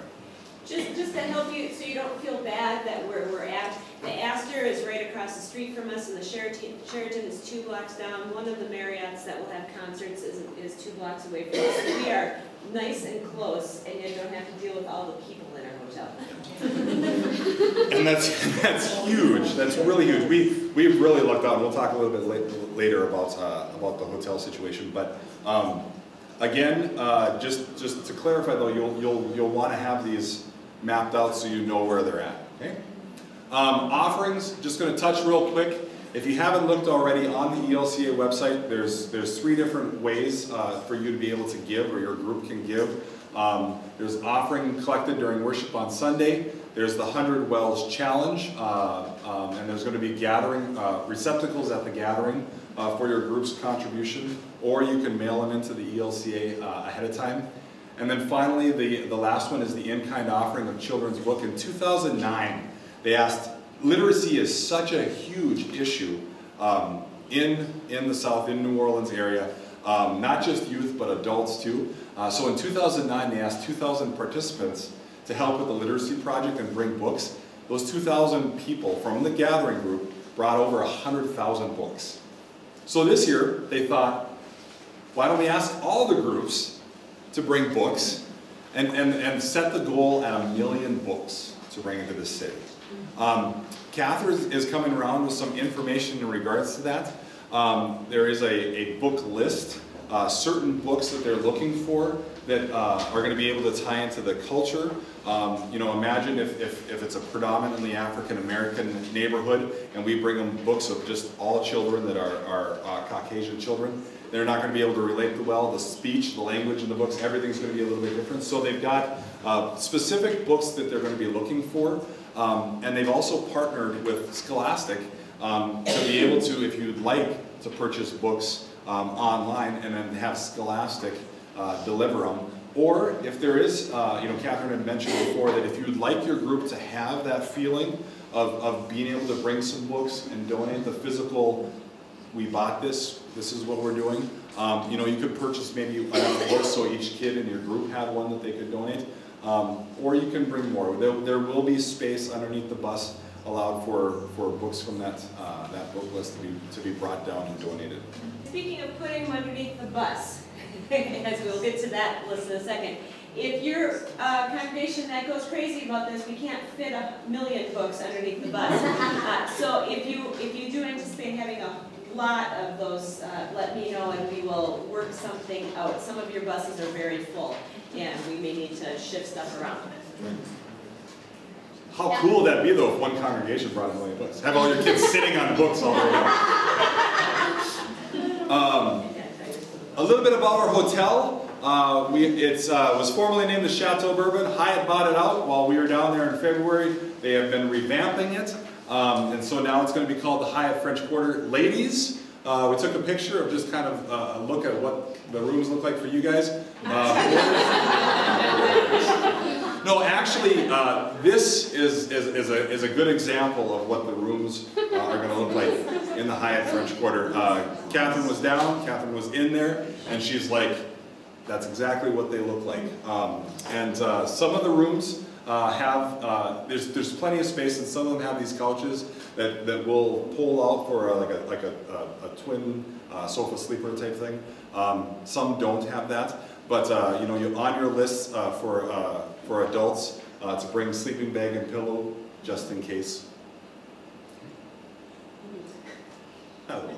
Okay, just to take a quick peek as to where our hotel is in reference to the other kind of main areas that we're going to be partaking in. If you Google map, right next to the river here is the convention center.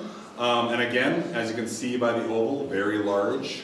And then just a walk up the boulevard, and then you're going to be Canal Street is kind of a major street through the downtown French Quarter area of New Orleans. And our hotel is right on the corner of Canal and Bourbon Street. So you can see in reference to the Superdome, makes a nice little triangle, which I'm actually really excited for, because for our launch times and things like that in the morning, when we go straight from the hotel to the dome, or straight from the hotel to the convention center, or straight to the ballroom, you know, we're not going to have as great of a distance to walk as some other hotels might be. One little point of interest is that right in the middle of all that is a brand new grocery store that opened up, and it is a gigantic grocery store that's got gluten-free. It's got everything that you could want, including salad, pizza, frozen treats. You forget your toothbrush, etc., etc. So, transportation at the gathering, real quickly. There are streetcars that you'll see running throughout the town. If you go to Google and you type in streetcar map New Orleans, this is what you'll see. Our hotel is located right here on Canal Street, and most of the streetcars run along Canal or hook up with Canal. If you have free time to go out and kind of venture around a little bit, I strongly recommend that you hop onto the St. Charles streetcar, and you could ride it to about this point, and then you ride it back. But there's places along the way, there's food places along the way that we've talked about, or that have been on the Northeast Minnesota Synod Journey Facebook page that we've recommended for your group. But that experience of riding the streetcar is kind of a neat one, and it'll get you away a little bit from the large group of the gathering. But along, you know, this area is a very safe spot to be. So in regards to transportation, you can't bank on, that's it? That's it? Okay. I got my 10-minute warning. Start walking now. Start getting in shape, getting ready for what you're going to be doing. You can't bank on the streetcars to get from point A to point B. You're going to have to count on your feet. Okay? And so transportation is provided on the Practice Justice Day. And just a little information about the streetcar. It's $1.25 to ride it one way, but then you'll have to get off. To get back on, it's $1.25 to ride it back. Or you could just pay $3 at the little kiosk right outside the hotel, and that'll get you on and off it all day as much as you want.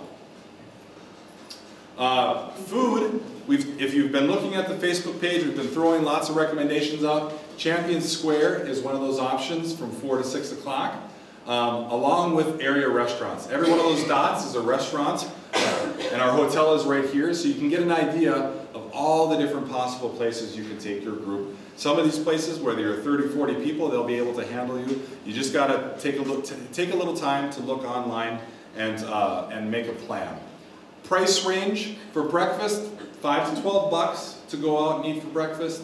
Lunch, 8 to 15. Supper is going to be more in that 15 to 25. So suggested budget of $30 to $40 for that day. You might not have breakfast eaters in your group, so you can do some different options for lunch and supper. But again, you're going to want to make sure you have a plan. And some tips about that is to find out what your group eats. Okay, if your whole group doesn't eat seafood, well, that eliminates some of the restaurants. Makes it pretty easy for you. But you don't want to go into New Orleans cold. You want to make sure that you've got a plan. Okay, you've got to print off the information, phone numbers, locations of where these restaurants are at, and have 2 or 3 options for each of the different meals in case you get to a restaurant and it's just jam-packed and you aren't able to make it in. Have maps, phone numbers. A little thing about tips and gratuity. If almost every single one of the places that is sit down, if you have a party, a group of 6 or more people, 18% gratuity is going to be added to the bill. So you're going to need to factor that in because that's going to make a huge difference in regards to your budgeting and what you've been working to fundraise. Okay? There is no separate checks at the sit-down places.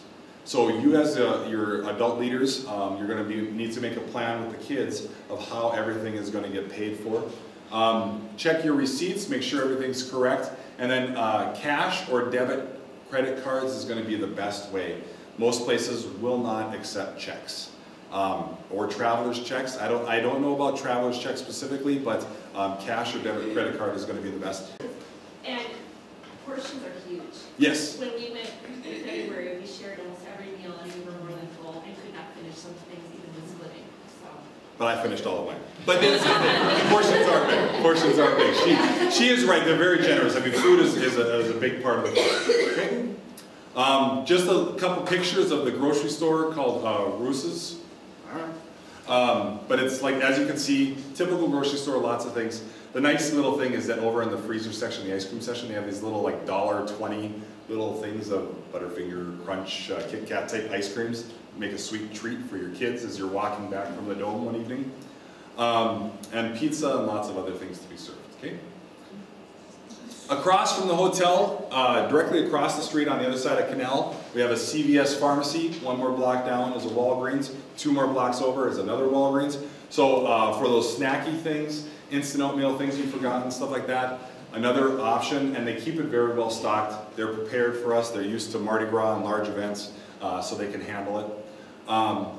Free time. You're going to have some free time in the afternoon during the days when you're not doing your discipleship tour or building into your discipleship tour. A couple of tips for that is put the gathering events into your schedule first, like we talked about. But make sure for everything, again, that you're planning walking time. Okay? It's going to take a while to move. 34,000 of us have invaded downtown New Orleans, and so we're going to be bumping into each other and streets are narrow. Mark the areas on your map, have multiple options for each of the time, and be open to new things. Your kids might be tired, they might be hot, and a couple of them might want to just, I want to go back to the hotel and just sleep. This is, again, where you need to be an able adult, because a couple weeks down the road, they're going to wish they would have pushed a little bit harder. They're going to wish they would have seen this. I completely did not get to see the French market in 2009. We were doing some other things, but I'm like, how did I miss the French market? So a couple of free opportunities for some free time. The Algiers ferry ride, which loads down by the aquarium, it's free to ride back and forth. They shuttle cars, they shuttle people to the other side of the river. And so all you have to do is load up, go to the other side, get a nice view of the city, take some pictures, things like that, and come back. It takes half hour, 45 minutes. French market, you'll find out more and Google search that. Lots of music, food, shopping, things like that to do. And then Jackson Square, where you see all the artists hanging their artwork up on the fence. There's also entertainers that will pop in, do different things. The horse and buggy rides, lots of neat things to see there. And then of course the St. Charles streetcar is a recommendation by me. Safety and security, water, water, water, water, water, water, and no flip-flops. Those are going to be some of the key things you keep hearing from us. Please discourage the flip-flops. Number one cause of injuries on these gatherings is improper footwear, twisted ankles, sprains, etc. Travel in groups of 3 or more and have an adult with when you're out and about in the town. When you're in the practice peacemaking center, that might be an opportunity where you can let your group divide up a little bit and explore, maybe in pairs of 2 or things like that. But around the town, we highly recommend groups of 3. Cell phones are encouraged, but make sure as an adult you've got every kid's cell phone number in your phone. Every adult has every kid's cell phone number in their phone. If you get split up, wherever you happen to be, have a designated spot where you're going to meet. Wristbands need to be worn at all times. Oh, and carry a marker. I have an inflatable sword that's about 4 feet long, bright orange, that when we're out walking about or leaving the dome, I blow that up, I hold it in the air, and the kids know where Chad is from miles away. I recommend having something like that when you're all moving in large groups. And be street smart. We talked about that a little bit. Okay. Souvenir shops. Lots of souvenir shops. You're going to want to go in and out of these things. All the souvenir shops are pretty much the same as far as pricing and what they have. But I want to let you know that there's going to be things that look like icy machines swirling around. Those aren't icy machines if they don't say icy. So they're alcoholic drinks, margaritas, etc. And so and they're right in there in the souvenir shops, CVS pharmacy, things like that. There's also sex-related items mixed right into all of the other souvenirs. It might be a New Orleans Saints Mardi Gras necklace, it might be a famous cartoon character, and then there might be a woman's chest hanging off of a Mardi Gras necklace, okay? Just make sure that you let your congregation, not your congregation.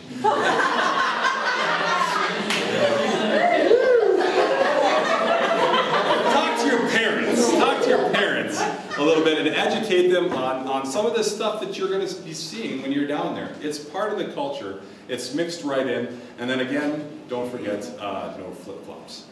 So your approach to Bourbon Street, our hotel is right on the corner of Canal and Bourbon. So what makes up the culture? What are we going to see?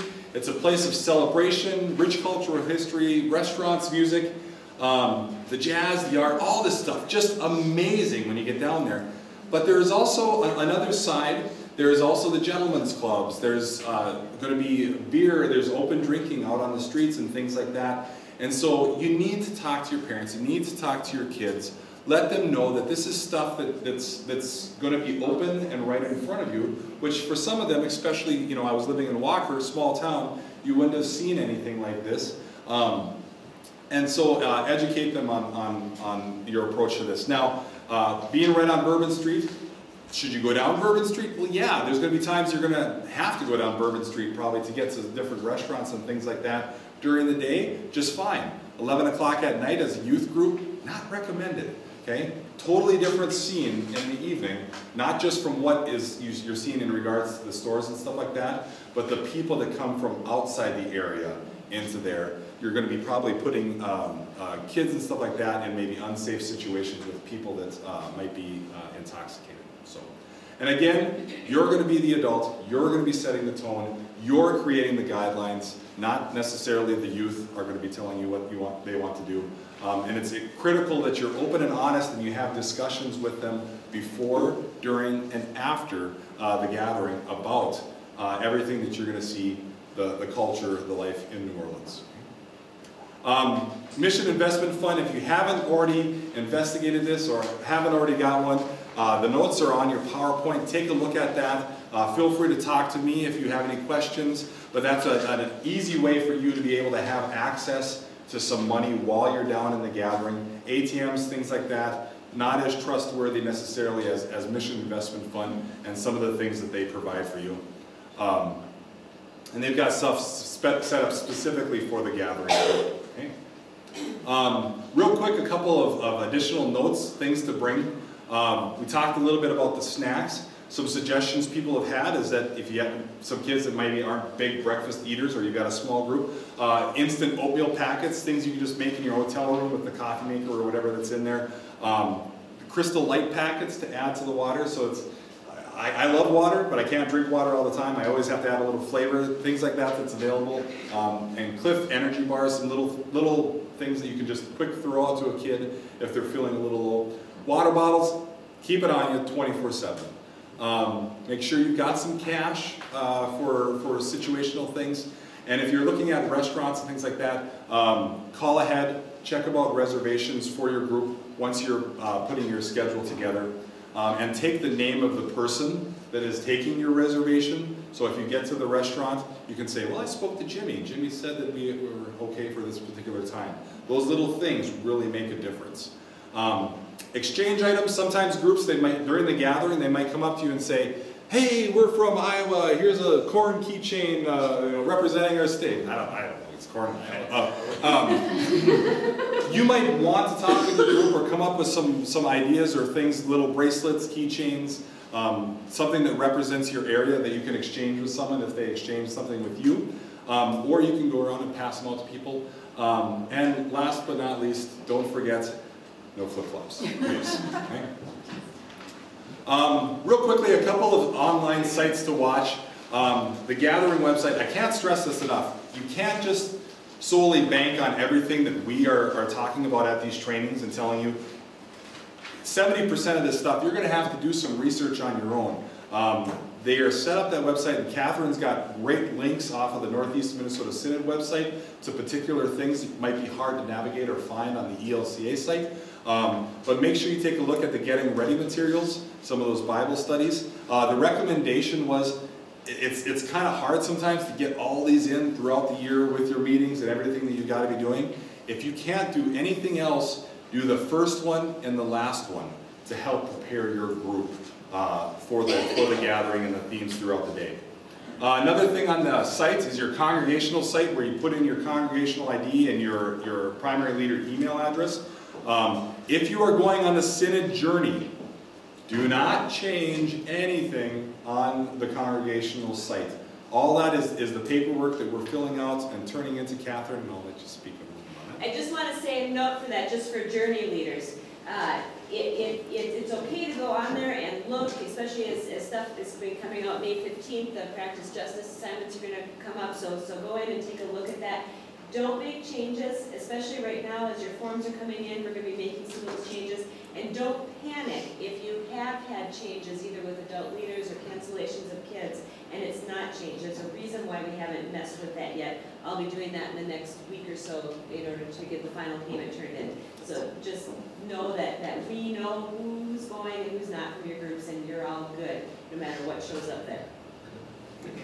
So this is what it's going to look like on your congregational site, telling you about the projects, sites, launch time, etc. Okay. OldLutheran.com, they are the proud sponsors. If they got some t-shirts, things like that, if you're looking for something for your group to have all the same shirt, different days, and you want them based around the theme, they've got stuff available. And then the last one is NewOrleansOnline.com. Has some great information when you're looking at places to eat, things to do, things to see, stuff like that. Found lots of information there. Okay? I think we've talked about most of that stuff. So at this time, on those sheets, does anybody have any questions that they wrote down that did not get answered during the presentation? So you talked, are there going to be water coolers around the city again like there were in hotels and things to fill in water bottles? Yeah, they're working with hotels to try to make sure that they've got water out, and especially at the convention center and dome areas to have that as much as possible. Is there a water bottle you would recommend? I mean, should we like go out and buy a water bottle so all kids have one? Or? Well, yeah, Allison, if you want to hold up. She was the proud winner and responded to the email on Facebook on the Northeast Minnesota Synod and won a Old Lutheran. It's a flat water bottle. And so when it is empty, the kids are able to roll it up and stick it in their pocket.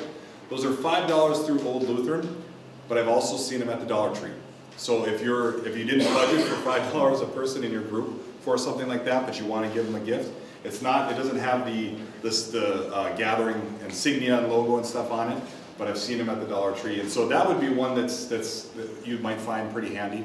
But then again, you know, I've got one that's got duct tape on it that I'm pretty partial to. And so you'll probably see me carrying because it holds a little bit more water. But it's, yeah. Also, is there microwaves in the hotels or toasters or anything? Or There are in the hotels that we have in Gulfport, there are refrigerators and microwaves. There are not microwaves at the Hyatt. I had a text last night from someone that had talked to the Hyatt that said that there are refrigerators, but I'm going to confirm that because I am not so sure about that. And I'll put that out on the update. And there's 2 different Hyatts that are going to be used for the gathering. There's one that's over by the convention center, or is it the Dome? Convention center. There's one by the Dome. One by the Dome. And then there's the new Hyatt in the French Quarters. So make sure that you discriminate those when you're looking for stuff online. I'm sure that you're probably just sitting there going, oh. So as questions are coming, put them up on Facebook, because I guarantee you, in this whole synod of 500 people that are going on this, you're not going to be the only one that's going to have that question. So post it on Facebook. One of the leaders will get a response to you back. If you find out great deals like that or things like that, share them with the group. Okay? We're all in the same boat together, so the more we can share and learn from each other, the better off we're going to be. So, great. So we're going to cruise through some Synod Journey stuff. If you have any questions as we go through, write them on your sheet. We'll come back to them at the end. But again, we remember that this is a compassionate justice experience, and so we start with the preparation. You have been part of a lot of preparation. That's what these adult leader trainings about. The webinars, if you haven't watched them, please do that. The fundraisers, you're finishing those up. The group building, you will be meeting with your bus groups. You've been hopefully looking through and doing some of that getting ready material on the gathering site, and you've been making those congregational and youth group connections. You're going to keep doing some more preparation before we get on there on the bus. You might consider those prayer partner pieces that Katie talked about. You're going to think a little more about the offerings for both the journey and the gathering. You're going to talk about what's your system for money going to be. That's a big thing to talk about. You don't want your kids carrying a whole bunch of cash. And we know that checks won't work in a lot of places. Do you have a church credit card? How are you going to dole out that money? Are you going to recollect change? What do you need for receipts from kids? Think through that money plan before you hit the bus, because that can be a messy piece. There's a commissioning service online. I encourage you to do the commissioning experience with kids. Make your copies of paperwork for your adult leaders. Know where those copies of paperwork are going to be when you travel so that they can be found at all times if they need to be. I am famous for copying them and then leaving them in the car for the canoe trip, or putting them in one canoe that's like 2 miles down from the other one and you've got an allergy down here. So make sure that you read through the paperwork and you know where it's going to be in an accessible place. And then have your final meetings. Review the covenant. It's been a long time since we've signed those covenants. Review those with kids. Put your contact numbers into each other's phones, like Chad was talking about. Pass your phones around on a meeting night. Get all those entered into your cell phones. Pass on your contact numbers and your emergency contact numbers for your parents so that they have those. We'll go through some packing information. You need to pass that on to your kids. You will see that there will be a loading time and location posted. You need to have your kids know that and know that they need to be on time. And then give your parents some ways to follow you during the trip. Are you going to do emails? Are you going to do nightly phone calls? Are you going to give them the website so that they can watch the gathering pieces live as they are done in the Dome? How are you giving options to your congregation and to your parents to follow you along on the journey? That preparation timeline as far as Synod Journey information goes, on May 1st you had a deadline. Hopefully you turned in all of this paperwork. And now the next thing that you will get is a June 1st mailing. That June 1st mailing will have your bus departure times and locations, a what to bring list, and your service site requirements if there are any for your group. Covenant and dress code reminders, a tentative itinerary, and also your room assignments for both the journey and the gathering. Watch those weekly updates on Facebook and also the email updates that come through for the Synod Journey. Covenant reminders again, just highlight that what group travel looks like, that they need to stay with their group because it's a safety issue. Remind them how important it is to be on time. If you are 5 minutes late, it might not be a big deal in youth group time. It's a huge deal when it means getting on a bus and getting to different locations. So go over that. Lights out, again, Chad talked a little bit about it, but talk about that it's really important that when we hit that lights out time that they actually sleep and don't just talk all night, or they'll be fried by the end and won't fully experience it. Talk about those public displays of affection and how they can kind of break down community. Talk about what your policy is there. Dress codes, electronic devices, remind them of some of the covenant rules there, and also about cell phone use. remember that we are a village, and so we operate under village expectations. We may have a whole bunch of different guidelines for how we would do a trip or what our covenants would look like, but we travel together under the same covenant, knowing that people are at many different places along that line, and that we are a team. So if you see my kid messing up, please feel free to speak up and help them remember what the covenant is. Likewise, we will watch for your kids, and we will be a village together for that. Know that the Synod adult leaders and the people involved with programming and Catherine are not the covenant police. So it is up to all of us to be a part of making those things happen. Can I add a couple things in there? I want to talk, because it's been so long since we did the covenants way last fall as you registered, I want to talk about two things. I want to talk about dress code, and I want to talk about the electronic piece of it. More than anything on covenant, when we talk about it, it's not us trying to trap people from doing bad things. It's to help us to live in community. And I think it's helpful if you frame that with your kids as you're working with them again, talking through the covenant issues, because I know that it's a hard conversation to have. That it's to help us live in community, that it's also to help us stay focused on the trip. So let's think about the dress code for starters. Basically what I tell my LYO kids, I don't want to see your underwear and I don't want to see your belly button, is what it comes down to for me on that one. And for girls, to help them think through a couple different things. It's not us not liking how you dress. And it's not us not liking, I know how hard it is to go into stores and find stuff these days that is appropriate for anybody to be wearing. I can't distinguish on that one. All ages is just wrong sometimes. But help them think through a couple different things on that. One is, if you think of it, we want to help keep it focused. Now, if you're a scantily clad girl with your plunging neckline and you don't even need an imagination to see what your naked body looks like, how does that help our young men stay focused, to be honest? It doesn't. They're going to be checking that out and looking everywhere else. And the other part of it is, what if you're the young woman who doesn't have the body that can handle a bikini, or that can handle some of those clothing, or has the big muffin tops coming off how awful is that when you're under such peer pressure to be wearing those clothes? This should be a safe place where you can be safe and feel good about your body. That's the reason behind our dress code. It's not because we don't like what you're wearing. It's wanting to make this a safe place.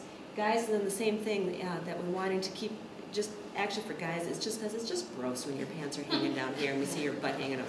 That's my personal opinion. Sorry. I'll try to leave that out. Mine too. The other thing of it is that we are working in some neighborhoods that while you will be safe, and we take precautions to make sure that you are safe, there are other people that walk by, and it is not a safe thing to be wearing clothes that you are not dressed in. Your bus captains will have t-shirts that if you get on the bus and it's not looking appropriate, we can stick a great big double extra large t-shirt over you. Bummer for you. You should have put the right one on in the first place. So that's one thing. The other thing is on electronics. Again, the purpose of the covenant is so that we can be in community, in this community, and so that we stay focused on what is in front of us. Now, what we ask on the journey is that cell phones are not present, and to the point of collecting them.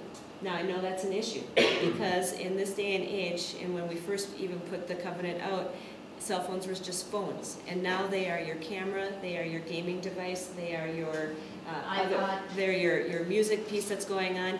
And by golly, we want you to have your music and your games when you're on your bus, because otherwise it makes for a really long trip.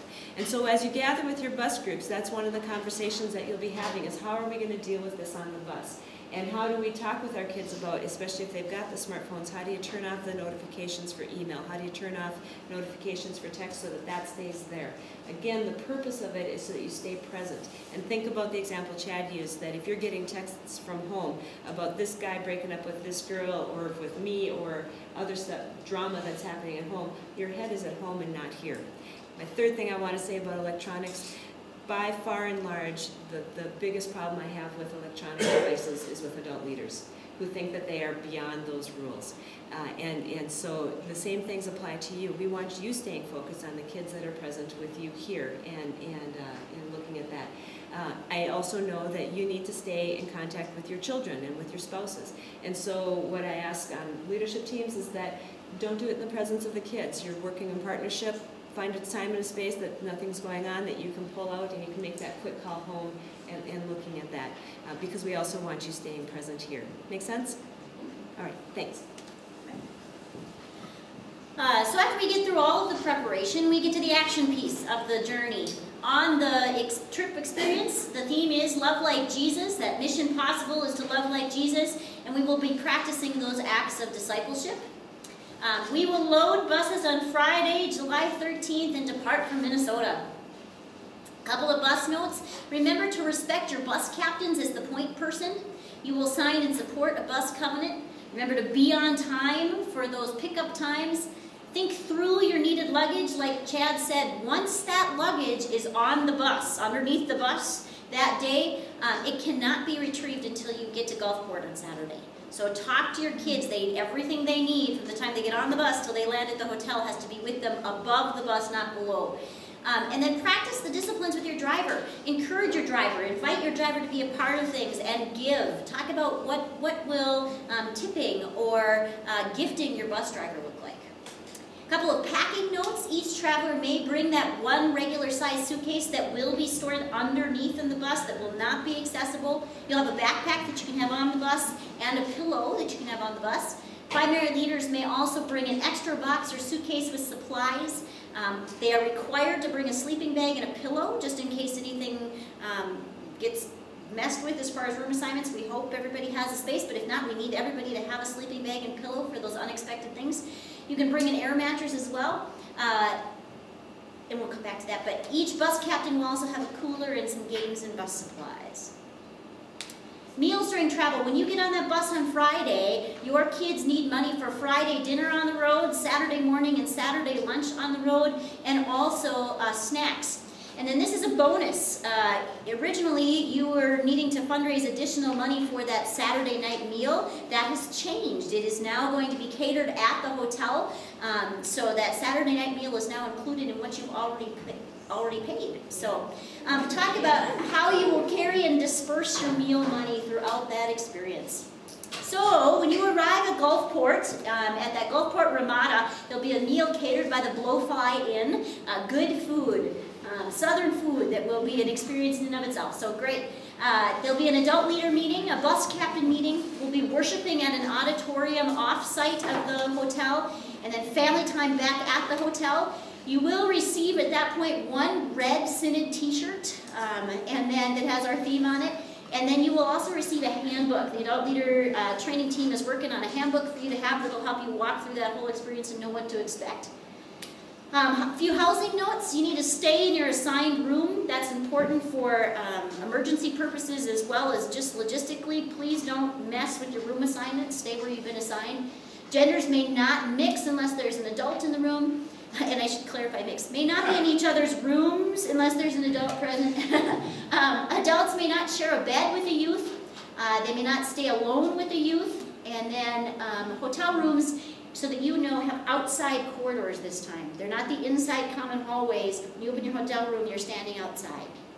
So think through what that means for your group. Can I also add something just about our hotel with that? We have 2 different properties that we're staying at. We're a large group and it's hard to find space that's in Gulfport that's not a casino that can hold our side group, and we're not going to do that. To make it sounds bad to have the outside corridors, but how it's set up is that the Hampton Inn is here, which provides a solid wall on one side.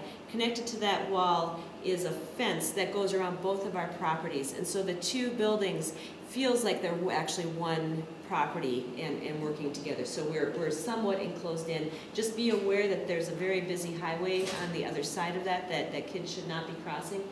Nor adults should be crossing either, but it feels like it's more closed in.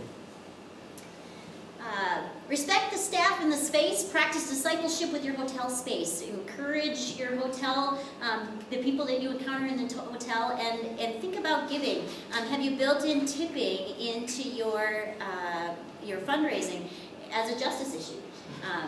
So some tip suggestions on the ELCA site. Again, this is optional, but some suggestions would be $3 per room per day left on a pillow. Just that one, not the 10%. Okay, and just that one. Okay. Adult leader support. You have been at these adult leader trainings. As part of the journey, there will also be adult leader meetings every night that prepare you for the next day. There will also be a morning prayer time. Wendy will be offering a morning prayer time that's optional for people. If you would like to, as adults, gather 15 minutes before any of the programming starts in the morning and pray together, Wendy will be there for that. And then one of us, Chad or Katie or myself, someone will be there to answer questions. If you have any questions or concerns, we can relay those and get you the information that you need. That'll be in the mornings and in the evenings. Evening devotions. Katie's put together some great evening devotions for each night. And then again, you'll have your handbook. And Alyssa's working on the directory. So you will have a directory with all the adult leaders' names and phone numbers on it. A few worship notes. Again, worship is not at the hotel. We'll be traveling to a campus auditorium space away from the hotel. That time together, you can see a picture of it there. That time will be led by a Synod band, and there are some worship leaders still needed, so watch your Facebook and your email for more information on that. And again, Mike will be our speaker. The themes, Saturday night will be invite. It'll be focused on that Matthew 20:28, that go and make disciples text. Sunday we'll look at give, and that's give cheerfully. God loves a cheerful giver. Monday will be encourage, and that build one another up text. And then Tuesday we'll focus on the practice of serve and look at the feet washing text. Every day we'll have some daily reflection time built in for you and your group. There'll be a morning ritual and an evening ritual. You've seen these if you've done the getting ready materials at all, that every night or every Bible study has had a blessing in it. That will be part of our mornings, and our evenings will have a blessing as part of each day for you to do with your group. And then you'll also have family time every night during the Synod journey and throughout the gathering with your final 15, a time to really reflect on the day and dig into what you have been learning. On Sunday, July 15th, you'll leave your hotel in your journey t-shirt and slacks or longer shorts for breakfast and story sharing in an area congregation. You have received a little note that tells what congregation you'll be worshiping with, and we encourage you to make those contacts with your congregation ahead of time. Then you'll worship with the area congregations. You'll quick change clothes after those worship services and travel to Ship Island on a ferry. And on that, we'll talk a little more about what that Ship Island looks like in a minute. Then it's back for supper at the hotel, adult leader meetings, orientations to your service sites for the next day, and then worship and family time. So, Ship Island notes. Ship Island, we want you to bring a swimsuit. So when you leave for church that morning, you'll bring your swimsuit, your towels, a change of clothes, some hat, sunscreen, water bottle, bug repellent, and some spending money. When we take the ferry over, there are recreational options there. You can go to the Fort Massachusetts for a free tour if you choose to. You can walk the boardwalk that you see there, swim, dolphin watch, etc. There's also rental options. You can rent boogie boards, chairs, beach umbrellas. There's a whole site that talks about getting ready for your Ship Island day. So if you type in Ship Island, it will pop up as a website, and it's kind of fun to go and see the pictures of all that can happen there. There's also a snack bar available for purchases there. You will have a bag lunch on Sunday morning when you leave for that church. You'll have a bag lunch to eat, and then you can just purchase snacks on the island if you choose. A couple of offering notes as far as the Synod journey goes. We know that there are some offerings you're doing for the gathering, so we just encourage you to give during the Sunday morning offering within that local congregation. And if you want to give, some optional other giving options would be with the Hands on Mississippi organizations, if you choose to. On Monday, you'll have breakfast at your hotel, and then you'll head off for your work sites. You will have a pre-packed bag lunch to eat at your work site. And after you come back from that day of work, there'll be the adult leader meeting, supper at the hotel, and then again worship and family time. couple service note projects with the Hands on Mississippi organization. You will spend one day doing a relational ministry experience and another day doing a project experience. And there are such a wide range of things that they do that we're not even going to try and talk about it. You can watch your June mailing for some more information there. So those tentative service sites that you will be at will be listed in your mailing on June 1. But to think about that one day you'll really focus on relational ministry, and then another day you'll really focus on project ministry. What to bring? A couple of things for those service projects. You may, in your mailing, get some more detailed needs that you have to bring for your work sites. But in general, remember to be flexible and open-minded and look for that compassionate justice opportunity in whatever you are assigned to. Bring your water bottle, your sunscreen, your gloves, and hats, not hates, I forgot to change that. Hats, and then some covenant-appropriate clothing.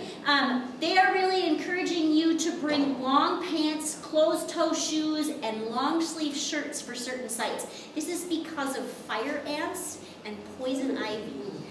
So when there's some whining about the long sleeves or the long pants, just put it in perspective for them. Think about, when you help them think about long pants, it doesn't have to be jeans, it doesn't have to be a long flannel shirt. Think cool, breathable khakis, just something that covers their skin.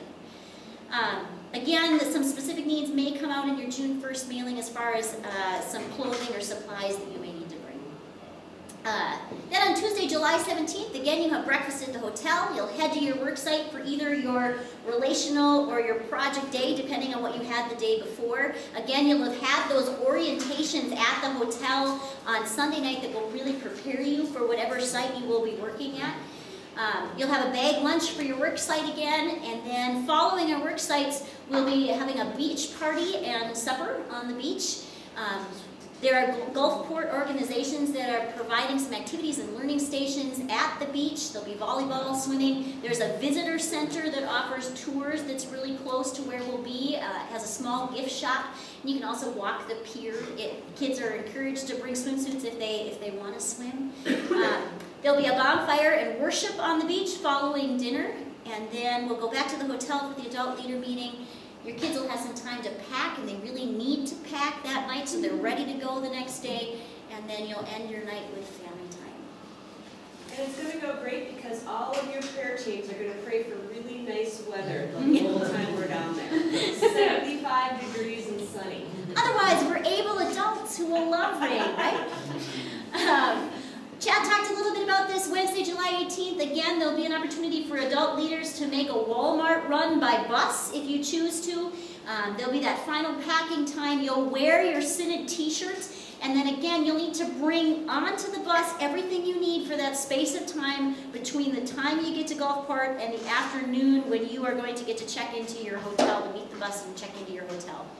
We'll have breakfast at the hotel, load the buses, and travel. There'll be that registration. You're going to remember your confirmation forms. You're going to be all ready to go.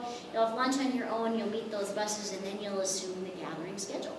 Can I just add one thing, especially for new leaders, why the Walmart run is an important and helpful thing, is that you don't have to bring big boxes full of stuff for the whole time sitting underneath the thing. So think ahead what you might want to get. It's a super Walmart full grocery store, so you can get anything that you might need. During the gathering, you'll have that gathering info line wristband on. That is the first way that you contact or ask any questions during the gathering. You'll also have that adult leader directory with you so that you can contact one another during the directory with any concerns. There will continue to be that check-in time at our hotel at the corner of Bourbon and Canal. There will be in the hotel available for questions in that morning prayer time throughout the gathering as well. If there's a problem, you can call Paula. You will have Paula's number. And then Paula will contact Catherine only in a case of an emergency or if it's information that needs to be passed on. Please do call Paula if your group does have any emergencies or anything that you need help with. Don't call Catherine during the gathering as she's going to be leading discipleship days all over. Then Sunday, July 22nd, you had this wonderful gathering experience. You're going to load the buses on Canal Street at the assigned time. Again, we used to laugh. The last trip, the first year I went on a gathering, we were in one of those monster hotels, and it took us like 2 hours to get down the elevator. And we were just pushing it to get onto the bus. And so last year we said, now remember, you have to plan elevator time. The great news about our hotel is you don't need to plan 2 hours to get on the elevator. But please plan enough time that you can be at the bus at loading time on time. Buses will then drop you off at the Dome for morning worship. And you'll have Synod lunch together at the Dome, and then you'll load the buses and depart for Minnesota. Dinner on the road on your own. And then Monday, July 23rd, you'll have a breakfast and a lunch stop and a late afternoon arrival at home. And that's when your work of reflection continues and you really work on that celebration piece of the compassionate justice. Couple of thoughts for reflection and celebration. First, when you return, it would be, I know everybody's so exhausted and your parents are just anxious to grab their kids and go, but what would it look like to quick grab your group and pray for your group and their parents as they depart? Set up a group meeting for reflection to follow, so when they get off the bus, you know you can say, okay, now next Wednesday we're meeting to reflect and to get ready to do some kind of sharing with our congregation. Plan a worship service or a community sharing event, post pictures, ask youth to share their stories, write follow-up articles for newsletters and bulletins, take part in compassionate justice activities at home, offer an appreciation meal for those who supported the experience, continue the practices of your wider youth group, and consider a bus reunion. We have a couple of you. Okay, this falls in the weird place because mostly we forget to do it in between times. But the 2 pieces of paper that I handed out to you are important pieces during the journey, both our crisis management plan and the notification procedures. And just want to make sure that you know what we do in case if there should be any sort of an emergency. If you start with the salmon colored one, most importantly, we check things out for you, but you also need to be aware as a leader what to do and where things are at in case of emergency. So know where phones are in case cell phone towers are down and can't be working. Know where shelter areas. We are in a area that gets hit by storms, and we are there during hurricane season. Now, the good thing about hurricane season is that you know when hurricanes are coming, and so we've got protocols in place if that should happen while we're en route or whatever. So that's not going to happen because all your people are going to be praying for good weather. Anyway, also make sure that you have some sort, that your group knows where an outside meeting location is in case if there is some sort of emergency. So at the Ramada and the Quality Inn, right next door, there's a parking lot in between those 2 buildings. That is our meeting location, assuming that location is safe. When we're at the work sites and during and out and about at the auditorium for worship or whatnot, the meeting location is on the bus. So anytime we're moving, it's wherever the bus is or as close to the bus as you possibly can get. We will know where some possible locations are going to be. The info line is your best friend when you get to the gathering. That number knows everything. The safety and security team is amazing. They can take care of any problem, any question that you might have. Make sure you discuss emergency procedures with your kids. Every adult leader should have a first aid kit with them, in their backpack, traveling with them at all times, wherever you go, just in case. We also have, on the journey, we've got additional first aid kits, but we can't get to you. We're 3 people, and you are many more than that. Keep it with you all times. We highly encourage that you have all adult leaders take first aid and CPR. We will be asking here shortly if there's any adult leaders in your group that's EMTs, nurses, doctors, has some of that would be willing to be a health consultant in case if we have something go wrong, it's just an extra layer of people before having to go to a hospital to discuss that with. And again, make sure your health and release forms are always with you. We have the copies with us too, but again, I'm not always with you, and you need to have that with. In case of a weather warning, make sure that you're staying calm. That's when we need our able leaders the most. If you have a radio or flashlight, bring that with you. Keep people calm. Sing songs, pray, do what you need to do. And then when it's given the all clear, meet at that designated area. If there is an emergency, if there's a medical emergency, a missing person, etc., contact the appropriate people on chain of command. I'll go over that in a second. basically what we need is stay with the injured youth or adult. So if I come upon Siobhan and she's hurting, I stay with her. I'm in my group of 3, and so I can send somebody else to go get help. But we want one of our people to stay with our folks until that adult leader shows up, or someone else from their group shows up, or I, or Marty Hanser, or Paula Ross, or some of the leadership teams show up to be with them. And then we'll notify people and the contacts and work with that from there. On the security stuff, Chad covered most of this, making sure that you're with 3 people at all times, especially when we're in Gulfport and the Gulf Coast area. During those times, we are always traveling as a group. There's never really an opportunity for you to venture off on your own. When you're in New Orleans and out on the streets, make sure an adult is with that group of 3 at all times, unless if you're in the Practice Peacemaking Center, is our suggestion and encouragement. Participate fully. We talked about dress code, talked about t-shirts, don't bring pocket knives, squirt guns, laser pointers, all those things that can be considered a threat. And youth may only depart the planned itinerary if I have a note and you have a signed written note from a parent of when and how that's going to happen. Every once in a while we have someone whose parents decide that they want to go to New Orleans too and have a family vacation post-gathering and want to pick up their kid along the way or something like that. Emergency numbers are there. My cell phone number is there, 218-310-8528. That will be on wristbands that your kids will receive and adult leaders will receive as you get on the bus on Friday, July 13th. And those will stay on for the remainder of the gathering. That's the emergency number. But then we switch over to the info line once we get to the gathering and ask that you do call Paula Ross. And I can't say that enough. Do call me, and I know how to manage stuff too. If there's an emergency, you can't find Paula, I would much rather have that call too. I can manage that. We've got stuff in place. Just don't call me like if your coffee pot doesn't work. You might get hung up on. I don't get a lot of stuff. That's a major emergency. Well, I know, on different levels. Notification procedures, obviously 911. If there's a major emergency, that's the first place you call, that before you call anybody else on this list. We are a large group of people with a lot of different personalities together for an extended period of time with very little sleep. Conflicts happen. And so just make sure that this is how we deal with those. And my first question will be, have you personally talked to the person that you're having a conflict with and tried to work it out there? And then from that step on, try to bring in another adult leader from your group or maybe your bus group. And if that doesn't work, then bring me into the conversation. And every once in a while, very rarely, it escalates to the point in which we need to call the pastor at home, or the bishop is going to be part of our journey as well. And then the different people that we work with there. In case of minor emergencies, we just want you to know that we contact people. We don't let that go. You know, we call home and we call the people that need to be, and you can read through on what that is. Major emergencies, again, that's our process of notification. So any questions on these? Okay. Questions that anyone has about the Synod journey at this point? Oh, good. Everybody's just too tired. All right.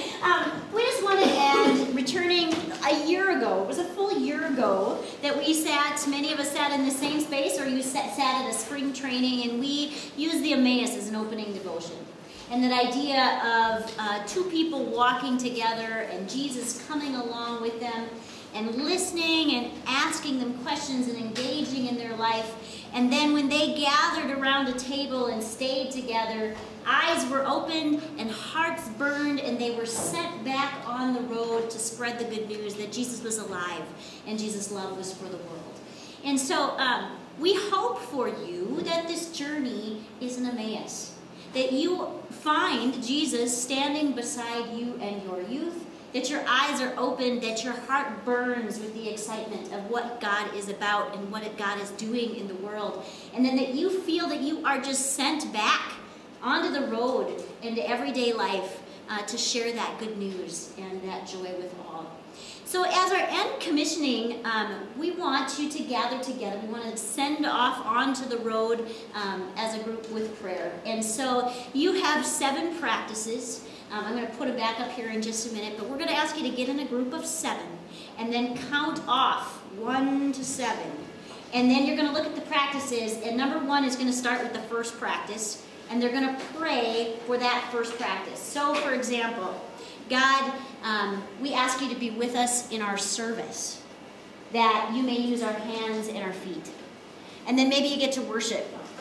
May you be present in our worship together, that we sense you and have time to praise you for all that you're about. An invitation, maybe be welcoming. So you're going to think through, and all the way around the circle, every one of those 7 people is going to pray for a different practice, and then we will be sent on our way. So go ahead and get in a group of 7, number off, and when you are ready, pray together as a group. Go in peace.